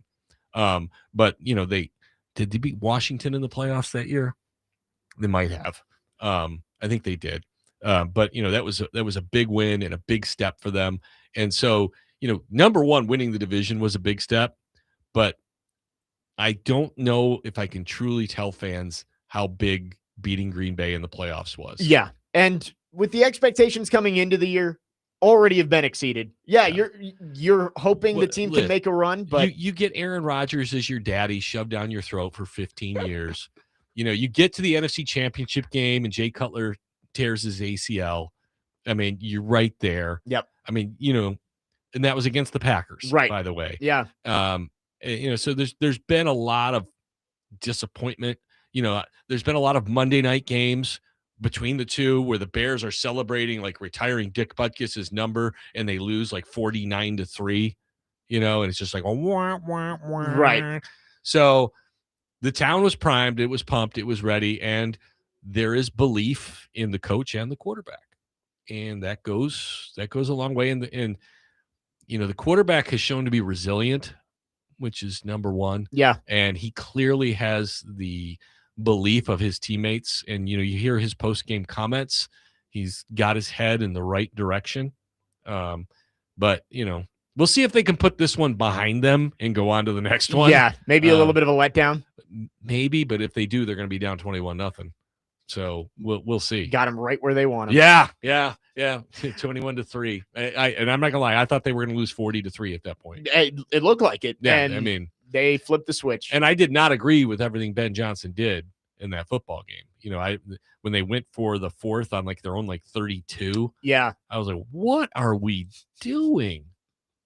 Excited for Sunday, and who knows? Maybe next week when you're in here, the Bears will be getting ready for an NFC Championship game. Maybe you'll be at Soldier Field, and maybe we will know who the next Titans head coach is. So, well, look, I will say by the time I'm here next Wednesday, we'll know or not if it's John Harbaugh.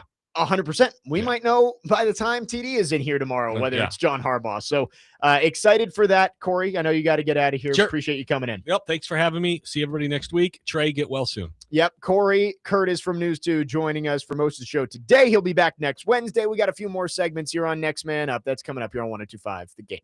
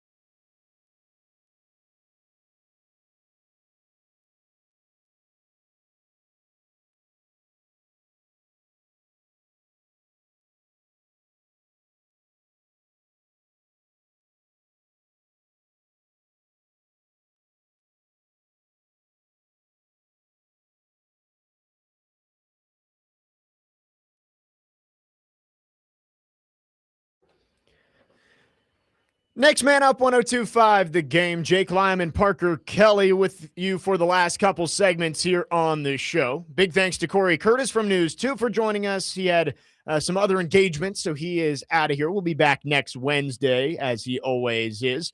We were talking about the Bears there, and looking at some of these teams still left in the NFL playoff race, I think there's a lot the Titans can learn about the way specifically the Bears and Patriots went about their business this past offseason.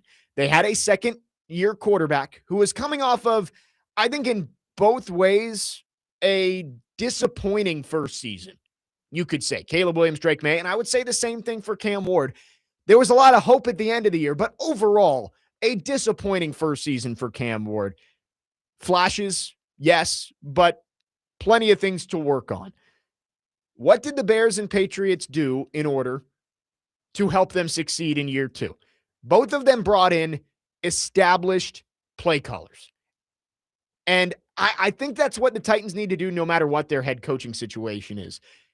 I understand the idea of wanting to go get somebody who's up and coming and maybe you don't know what their ceiling is yet, but I like the idea of bringing in somebody who has proven that they can do it at this level. And that's why I would love Mike McDaniel as an offensive coordinator. With every day, it seems less and less likely that he is going to be available as an offensive coordinator. And so I'm coming around on him as the head coach. It just doesn't seem like that's something the Titans will do given the priorities that they've stated for this head coaching job of leader of men. They want somebody who's going to set a culture.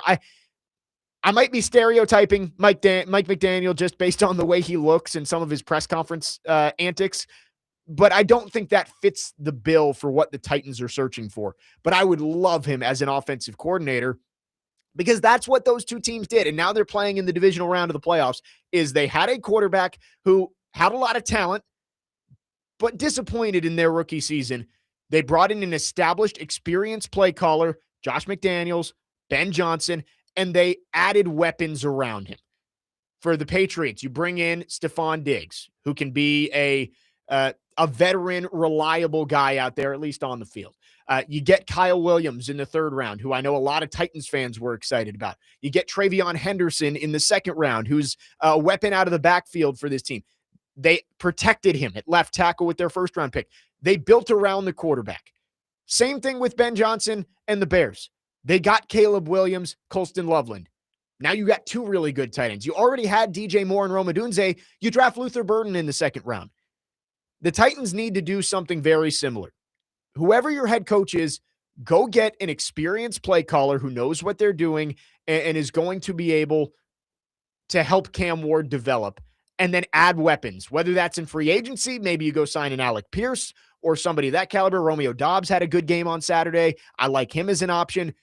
And draft a wide receiver with one of your first two picks. Give Cam Ward the tools to succeed because we saw the flashes, but we need more consistency from him, and that's the only way you're going to get it. Well, you know what they say. The NFL is a copycat league, and the biggest thing that I've noticed from the Bears in particular that the Titans should learn is not only did they bring in that experienced play caller that you were talking about, but they solidified that triangle, that guard center guard combo. You bring in Drew Dahlman from the Falcons at center. Your right guard, Jonah Jackson from the Rams. You have Joe Thuney from the Chiefs at your left guard. So that solidifies that inner triangle of your offensive line, and the tackles were already pretty good.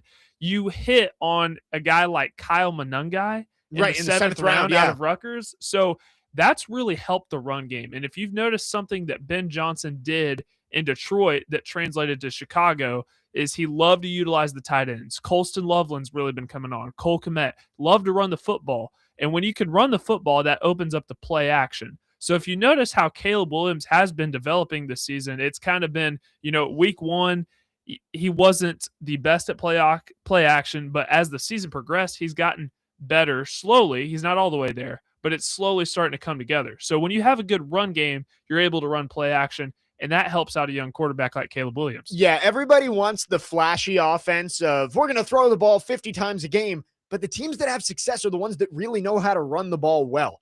Like Kyle Shanahan and Sean McVay and Ben Johnson. Like those are probably the play callers you look at most and say, man, those guys really know what they're doing. A lot of the reason for their success is they have elite running games. Mike McDaniel's the same way. I heard the caller who called into Robbie and Rexroad this morning talking about how he turned Raheem Mostert into an all-pro type back in his first year there. Jeff Wilson has had some good seasons. Devin Achane is a weapon for that team. You got to be able to establish the run. I do think running back could be a priority for the Titans in the offseason too. Here's a thought I had, and Mike McDaniel, again, I think would be my dream offensive coordinator. And if you don't get Harbaugh and you don't get some of your other top options and he ends up being the head coach, I could get behind it, even though I don't understand it based on what the Titans have said they're looking for. What about Arthur Smith as an OC? Mike Tomlin is no longer the head coach there. Likely Arthur Smith not going to be the offensive coordinator in Pittsburgh anymore. Smith has had his flaws as a play caller in Pittsburgh. And of course, things didn't go the way you wanted to in Atlanta. But I would be behind bringing Arthur Smith back as an offensive coordinator. He knows this building. He knows the Titans organization as a whole. And the best Titans offenses that we've seen in 20 years came when he was at the helm as the offensive coordinator. I think that maybe is a more likely scenario for that spot. And another guy that they're talking to this week, Brian Daboll, I think would be a good option at offensive coordinator. He's clearly proven what he can do developing a young quarterback. Josh Allen had a bad rookie season, but a lot of tools. Brian Daboll was the one who was able to get the most out of him. Maybe that's an option for the Titans at offensive coordinator too. I would like both of those guys for the Titans on their next staff. Yeah, and it's hard for me to completely get myself on board with that. Not because I don't think his time in Tennessee went really, really well, but considering his time with the Falcons, considering his time with the Steelers, I believe that leaves a little bit of a stench. And I think there are much better options out there for the Titans to go get a good offensive coordinator. So it's hard for me to completely get on board with the Arthur Smith train. Yeah, Arthur Smith, his stock has dropped even since the Titans fired Brian Callahan, because we were talking about him as a serious contender for the job during the year, saying, man, Arthur Smith, maybe that's the guy. And as the season has gone along and that offense hasn't been quite as productive, I think there's a little bit of hesitation from Titans fans to say, all right, I want Arthur Smith back.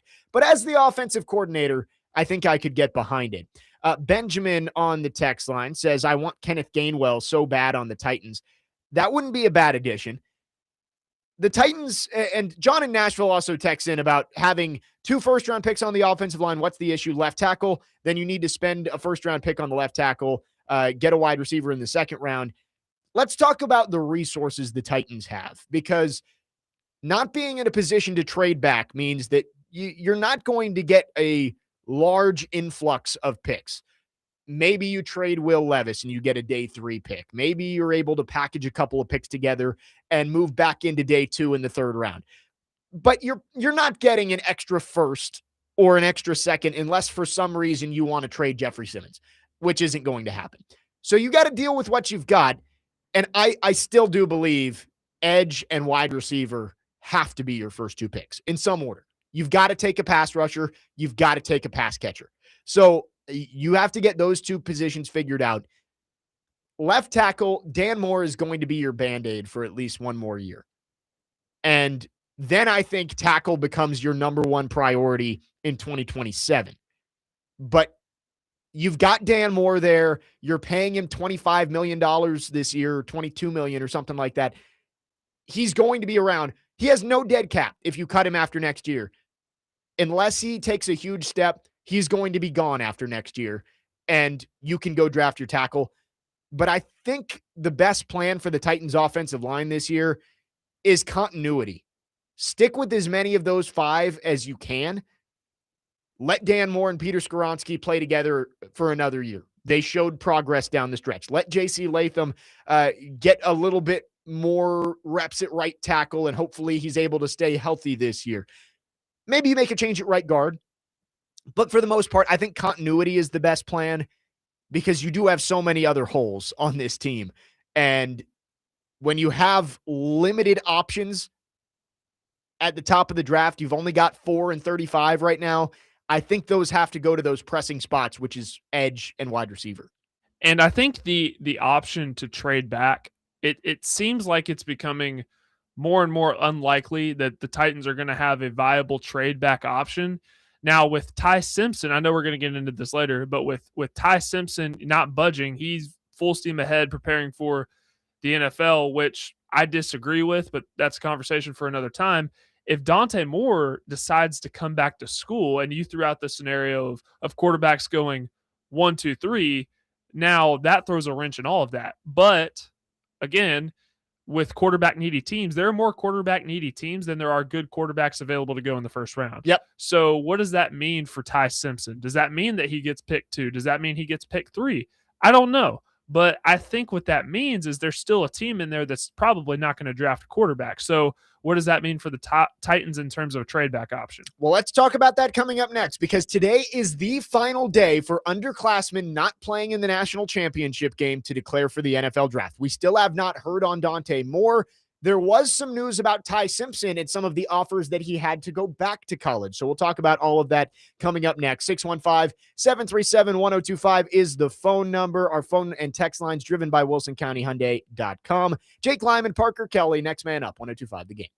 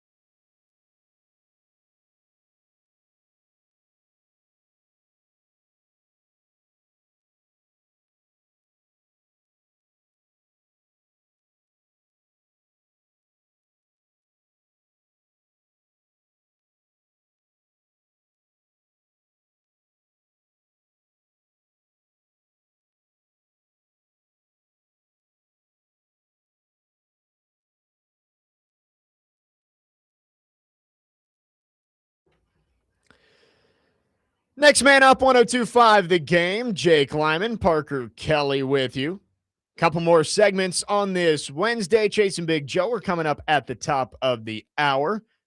Albert Breer put this out about 25 minutes ago. Ex-Ravens coach John Harbaugh is with the Giants today and is setting up in-person interviews with the Titans and Falcons. Expectation is that will happen over the next 3 days. Harbaugh could still add more, but that's what's on the schedule for now. So there you go. Again, we talked a lot about John Harbaugh in the first half of the show. Titans are considered a finalist for John Harbaugh, but he is in New York today. The Giants have fulfilled the Rooney Rule, despite what we had thought initially. They have fulfilled the Rooney Rule, and apparently the goal is to not let him leave the building. If he does, I think the expectation is he comes to Nashville next. Talking about the Titans, though, and their draft process, picking fourth, a lot of what the Titans are going to have available is going to be based on what quarterbacks are viewed highly by the NFL. And today is a big day for Dante Moore. It is the final day for an underclassman who is draft eligible and not playing in the national championship game to be able to declare for the NFL draft. And so far, we have not seen that from Dante Moore. I think it is widely expected that he would go second overall, at least in the top 3 if he entered the draft. I am a little bit surprised that we have not seen him declare for the draft quite yet. I still would expect it to happen today, but that is a development to keep an eye on throughout the next few hours, because if he does not declare, that takes a piece away from what the Titans need to have as many possible blue chip options on the table when they come up on the clock at number 4. Here's what I know about Dante Moore, and I've been pretty steadfast on this for a while, but it's the fact that he does not make rash decisions. When he transferred from UCLA to Oregon, he transferred knowing that Dylan Gabriel was going to be the starter, but he could take, and he's talked about this ad nauseum, about how he sitting under Dylan Gabriel would help him learn, to help him be a better quarterback, and when it was his time to take over as the starter, he had a brilliant year. But there are still things that he can do to develop, because I don't think Dante Moore is ready. I think there are plenty of things that he needs to work on, including kind of like with Ty Simpson. When he gets blitzed, his eyes start to get wide. And he starts to make bad decisions, like throwing the pick 6, first play of the game of the Peach Bowl. So there are things that he can do if he comes back to school to work on and improve on that will help him and help his stock going into the draft in 27. I agree with you that Dante Moore is probably not ready to be an NFL quarterback. He's only played 1 season of college football, and you could see in that game against Indiana that he got a little bit rattled there, and the moment seemed like it was a little bit too big for him. But you've seen guys like Trey Lance go in the top 3. Zach Wilson in that same draft went in the top 3 with little experience and flaws in their game. I think Dante Moore would go second overall. And I did too. I did too. I struggle to find a way that Dante Moore can rationalize in his mind the decision to go back, even though, again, we say it every time, Grandpa Phil's got him a great NIL package, I'm sure, to go back to Oregon. It's not as much as a guaranteed contract that you would get as the first, second, third overall pick in the NFL draft. And by going back to school, you risk injury, you risk prospect fatigue, which I think is an even bigger thing. Is you can head into next year viewed as the number 1 quarterback in the draft, but if you even slip back a little bit, you're going to get passed by some of these up-and-comers who show up next year and end up being those top picks in the 2027 draft. Dante Moore right now, if he goes into the draft, feels pretty guaranteed to be a top 5 pick. You don't turn down that opportunity. Yeah, and this isn't me saying that he is or is not, because I don't know. I have no idea. I'm just saying if I was advising him, and I'm sure that Dan Lanning is doing this as well, he's not ready. He's not ready. And in the NFL, the truth of the matter is that they don't develop quarterbacks anymore, especially raw young quarterbacks. They don't really develop them anymore. Nope. In the NFL, you're expected to be developed by the time that you come out of college. So if I'm Dante Moore and I know that I'm not ready, he's not hurting for money. And this is me talking, because I've never been one that's made decisions purely out of money. And I'm sure Dante Moore is that same way. He's making good money at Oregon. I understand, he is. But let's say it's $5 million that Oregon's offering to come back. That's really good money. That's money that he could live off of for a long time. Sure. Yeah. $50 million is generational wealth. Right. And I struggled to see him going back. Maybe it could happen. He is not declared yet. Would it shock you if he didn't declare? Yeah, it would. I think that's a massive mistake. You just never know what's going to happen if you go back. Injury is the main one, but you could just end up falling, and it could end up being a tens of $1 million mistake for Dante Moore if he doesn't go into the draft this year. And we'll have to see what happens, because I think I'm with you. I think I would be shocked if he didn't. But I made this point too when Justin Fields got signed by the Jets, and I'm friends with a bunch of Jets fans, and they were so excited, and I'm like, Justin Fields is on his third NFL team, and if he's on the last leg of trying to save his pro football career, at least as a quarterback, you think New York's going to be the place he's going to do it? Yeah. With Dante Moore, if he's getting advised that, hey, you're going to be the second overall pick, you're going to go to the New York Jets, is that the place you want to go? Yeah, I would think that the Jets need to have a plan for him. And it's got likely probably with a veteran in there as well. Dante Moore probably doesn't start week 1 next year. Again, he's only played 13 college football games. Now, if they go sign a veteran, yeah, and they sit Dante Moore, right, that's great. That's a plan. That's great. The Jets aren't usually known for having a great plan. And I can't fault Dante for then declaring for the draft. I just don't think he's ready. So the quarterback conversation at the top of the draft, Fernando Mendoza, he's going to go number 1 overall. It seems things can change in the draft process. We've still got 3+ months, but I would venture to say it's almost guaranteed that Fernando Mendoza goes number 1. I think Dante Moore would be number 2 coming out. Keegan asked the question, if you look ahead and imagine how the combine and draft process goes, I 100% can see Ty being a top 3 pick and Jake being right that 3 quarterbacks go first. Coach's son knows how to talk in an interview, knows how to say all the right things, and actually does all of the little things. A desperate team like Cleveland or Arizona will die to draft him. And I agree with that. I still believe quarterbacks are going to go 1, 2, 3. Ty Simpson, the reports this week are that he had every big school offering him money, which against the rules because he was never in the transfer portal, by the way. But just the reports out there are that Tennessee, Alabama, Miami were all offering him upwards of $4 million. I think I saw Miami up there offered a $6.5 million. Yep. That's the number I've seen. Yep. But they got first-round grades. His dad talked to ESPN, said every NFL executive they talked to gave him a first-round grade. If he's getting a first-round grade and he's turning down $6 million for 1 year to go back to school, I'm seeing smoke that he's going to go high. And every year, quarterbacks who are first-round talents but maybe not top 5 talents end up going high because it's a quarterback league. And I could see the Cardinals going after Ty Simpson, which would be phenomenal for the Tennessee Titans. Yeah, and Ty Simpson's another guy that I believe could benefit by coming back to school, but I'm not going to fault him in no way for declaring, because it's kind of one of those Quinn Ewers situations, right?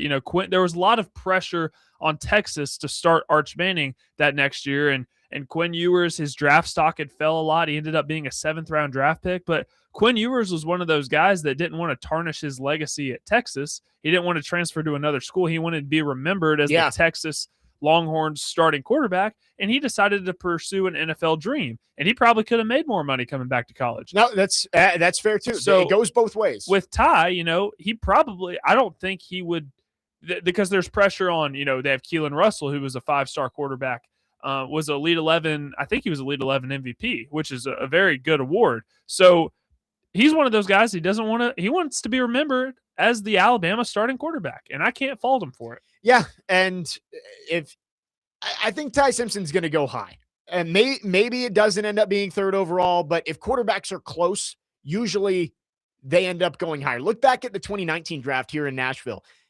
There was talk of, Daniel Jones, maybe the Giants take him with their 2nd first-round pick. They had 2 that year. It's like, they could take him at 18 or whatever the pick was, and then they took him at 6, and everybody was going crazy. If you're sold on a quarterback, you don't pass on him. And I I think somebody is going to be sold on Ty Simpson throughout this process. But Dante Moore still has not declared for the NFL draft. Today is the final day that he can do that. Richie from White House on the text line asked, what about Dylan Raiola? Didn't he transfer over to Oregon? Wouldn't that be a decision Dante Moore is looking at in terms of if he's going to be the starting quarterback? And I think that is, if you're reading the tea leaves, Dante Moore's probably declaring for the draft. I don't think Dylan Raiola commits there unless he had been told Dante's not coming back. But we'll see. Until it is completely set in stone, we don't know if Dante Moore is going to the draft. And the one thing that I would say to that, the understanding is that if Dante Moore were to come back to school, come back to Oregon, Dylan Raiola is the backup. And I've said that, and people are like, well, Dylan Raiola is a former 5-star quarterback. Well, so is Dante Moore, and he's set. So who knows? Who knows? I would not be surprised in the slightest if Dante Moore does end up declaring. That is something to keep an eye on today. 615-737-1025 is the phone number if you want to text or call. We will wrap up the show on the other side, get to some of your texts. I see one texter has put a wish list on there for the Titans head coaching search. So we'll get to that coming up next. Jake Lyman, Parker Kelly, next man up, 1025 The Game.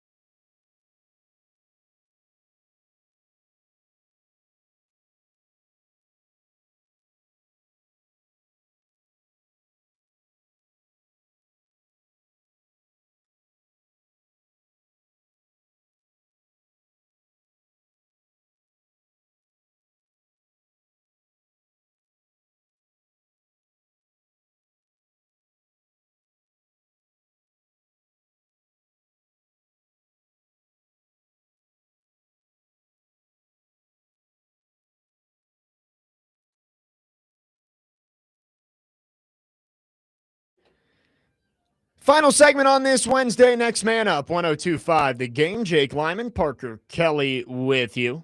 Tomorrow on the show, Teron Davenport is with us. I will be down in Starkville, Vandy women's basketball playing Mississippi State tomorrow night, so I will be virtual, but TD is in for a TD Thursday. Excited for that. Going to have a lot to talk about with this Titans head coaching search. Harbaugh watch continuing, at least for another few hours. We will see. He is in New York right now, speaking with the Giants. again, we said earlier that they had not fulfilled the Rooney Rule. They have. That has been debunked. I saw a tweet and I believed it. But John Harbaugh could be hired by the Giants as early as today. If he gets out of the building, likely going to be coming to Nashville next for a visit. I see a lot of people on Twitter believing this Ricky Scoops with the dog profile pic. Have you ever seen this guy, Parker? Nope. He claims to be an insider. He does have almost 100,000 followers, but like I see these Titans fans quoting this tweet and saying like, "Welp, Harbaugh to the Giants is done." His profile pic's a dog. His name is Ricky. It says seems like a reliable source. I mean, I guess he's broken some things in the past, so maybe that's why people believe him. But he tweeted, "The final hurdle is getting to understanding how Joe Schoen plays into all of this. The money and everything else is already agreed upon. If Harbaugh wants Schoen gone, he will be fired. I'm expecting Schoen to stay, but it's on the table." So that's what he's saying, is basically that it's a done deal, Harbaugh to the Giants.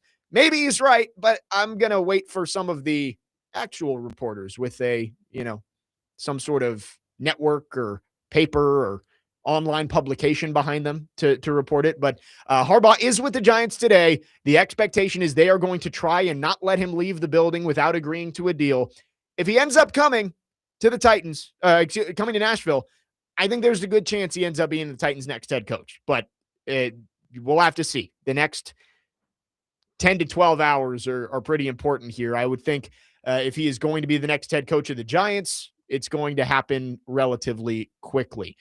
We did have a texter send in a wish list for the Titans head coach. It has Harbaugh 1, Tomlinson 2. I think he means Mike Tomlin, but that one is almost impossible with the way the Titans would have to give up draft capital, and apparently Tomlin doesn't want to coach this next year. LaFleur number 3, still currently not available. Jim Schwartz number 4. I am a little surprised, Parker, that we have not seen the Titans reach out and interview Jim Schwartz. I know they've interviewed Jason Garrett. Right, even just a courtesy Jonathan interview. Gannon before him? Because Schwartz did get an interview with the Browns. I am a little surprised that they didn't at least bring him in. He's got Steve Spagnuolo 5, Arthur Smith 6, Kevin Stefanski 7, Mike McCarthy 8, Robert Saleh 9, and then John Gruden at 10. Good list there. Keegan on the text line says Ricky Scoops is legit in all caps. I don't know how he gets his info, but he is spot on way too often for it to be coincidence. So maybe it's true. Maybe Ricky Scoops has this before all of the insiders. I'm going to wait and see what Never happens. Heard of the guy in my life. I'm looking him up though right now. I'm not going to believe the dog over Albert Breer and some of these other guys. Mike Garafolo, who said that there are more visits coming. But Ricky the dog, Ricky Scoops, says that that Harbaugh and Giants is basically a done deal. He is followed by James Foster, No Flags Film. Okay. Jason Fitz, Trevor Sikkema, Diana Rossini, and Matt Miller. Wow. Okay, so Diana is but I'm going to believe Diana when she says literally this morning that he is expected to take a visit to Nashville. So don't you think that Schefter would have already broken this, or Rappaport? Well, I guess the one thing without having a publication behind you or some sort of network is there's really no backlash if he's wrong, right? Like for these ESPN guys, if they report it too soon and they don't have it as firmly as they want, and it ends up being wrong, there's backlash for that. With Ricky, he can just be like, I'm a dog on Twitter. What do you expect from me? So we'll see. But the Titans, I think, are hoping to get John Harbaugh here to Nashville within the next couple of days and see if they can make a pitch for him to be the next head coach. Let's go to our phone lines driven by WilsonCountyHyundai.com. Adam in Portland is called in. Adam, thanks for calling. Good morning.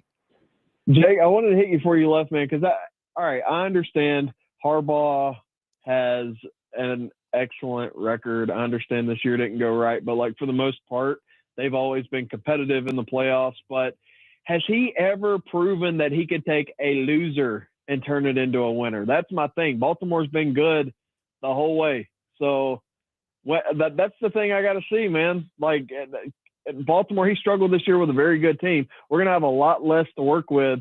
Can he take a loser and turn him into a winner? That's my question. Yeah, I guess that is a fair point. You look at some of these retreads who are getting a lot of buzz, Mike McCarthy and John Harbaugh. they kind of walked into good situations in all of their stops where they had talent. And yeah, they did they did a lot with them, but have they been able to turn something around? That is a good point. Are they a program building type of coach, or are they just somebody who can have success with good talent around them? My response to that would be that John Harbaugh has been there for 18 years and he's been able to sustain it in a league built for parity where you're not supposed to be able to be competitive for, I'm not looking at his year-by-year records, but 15 out of 18 years. You're not supposed to be in the playoff race every single year and competing for Lombardis every single year. That's not what this league's built for, and John Harbaugh has been able to maintain despite losing some players. And, Joe Flacco, he got him to a Super Bowl, won a Super Bowl with Joe Flacco. Brings in Lamar Jackson, who you can say that Lamar Jackson is a generational type player, but he went 32nd for a reason. Lots of teams didn't believe that Lamar Jackson was going to be able to be a high-level quarterback in this league. John Harbaugh brought him in, and him and his staff turned him into a multiple-time MVP. I believe that John Harbaugh, yes, there is not a proof of concept of him walking into a horrible situation and making it better and turning them into contenders. But I like to believe, based on his track record of the sustainability that he had in Baltimore, that he's going to be able to get this franchise back to being competitive sooner rather than later if he comes here. Yeah, when people ask me if the fact that he was with one organization for so long gives me any doubts about him coming to a new organization, I say no, because he's kind of seen it all. He's experienced several coordinator changes. He's had to hire a lot of different coaches. He's been through a couple different eras of the NFL. So the fact that he's been able to sustain it for so long, and you're right when you say the NFL is built for parity. We see new teams popping up every single year. It does give me a lot of confidence. So we'll have to see what happens, though, with that Giants visit. Yeah, he is in New York today, and so that's where I think everybody's eyes are for at least the rest of the afternoon into the evening. Is John Harbaugh going to get out of the building? I've seen some Giants fans posting the pictures of the door, the chair against the door from the Clippers' pursuit of DeAndre Jordan. That's the ultimate. He can't leave the building because he was all signed up to go to Dallas, and then the Clippers locked him in a house until he agreed to stay with LA. That seems what is to be what is going on in New York, that the Giants do not want to let him leave the building. And to me, it tells me that if he leaves the building, that he is seriously interested in going elsewhere. If it's always been the Giants, which it very well could be, it could have been the Giants from the second he got fired, that he knew that's where he wanted to go. And that's fine. Then the Titans never had a chance and they were being used as leverage. But if he gets out of the building and he makes a visit to Nashville, it's legit. And I told Cory earlier, right now, I think I'm out of the 3 finalists. I think I'd go 60% Giants, 30% Titans, 10% Falcons. I would flip that and put the Titans dead even with the Giants, maybe even a little ahead of the Giants if he leaves the building today from New York. Yeah, I like what Cory said about usually you like your chances better if you get the last visit. So I'm interested to see, did his schedule come out at all saying of his visits? Interview no, with the Falcons before the Titans, no, or vice so versa? Albert Breer just put out there that like the expectation is after the Giants, the next couple days he's going to go to the Titans and Falcons, but just not. No one said an order, no one said a day, but like we didn't know Harbaugh was in New York until this morning. So it could be one of those things where he's the prettiest girl in the bar. Right. He makes his decisions about where he wants to go visit. Right. And like when. We could go to bed tonight and no news about him being the Giants coach, and wake up tomorrow morning and we go on air and we get reports that he's in Nashville. It could happen that fast. So we're excited for that. TD is going to be on the show tomorrow, Teron Davenport, for all 3 hours. I will be in Starkville, so coming in virtually, but should be a fun show. Don't go anywhere. Chase and Big Joe are coming up next here on 102.5 The Game.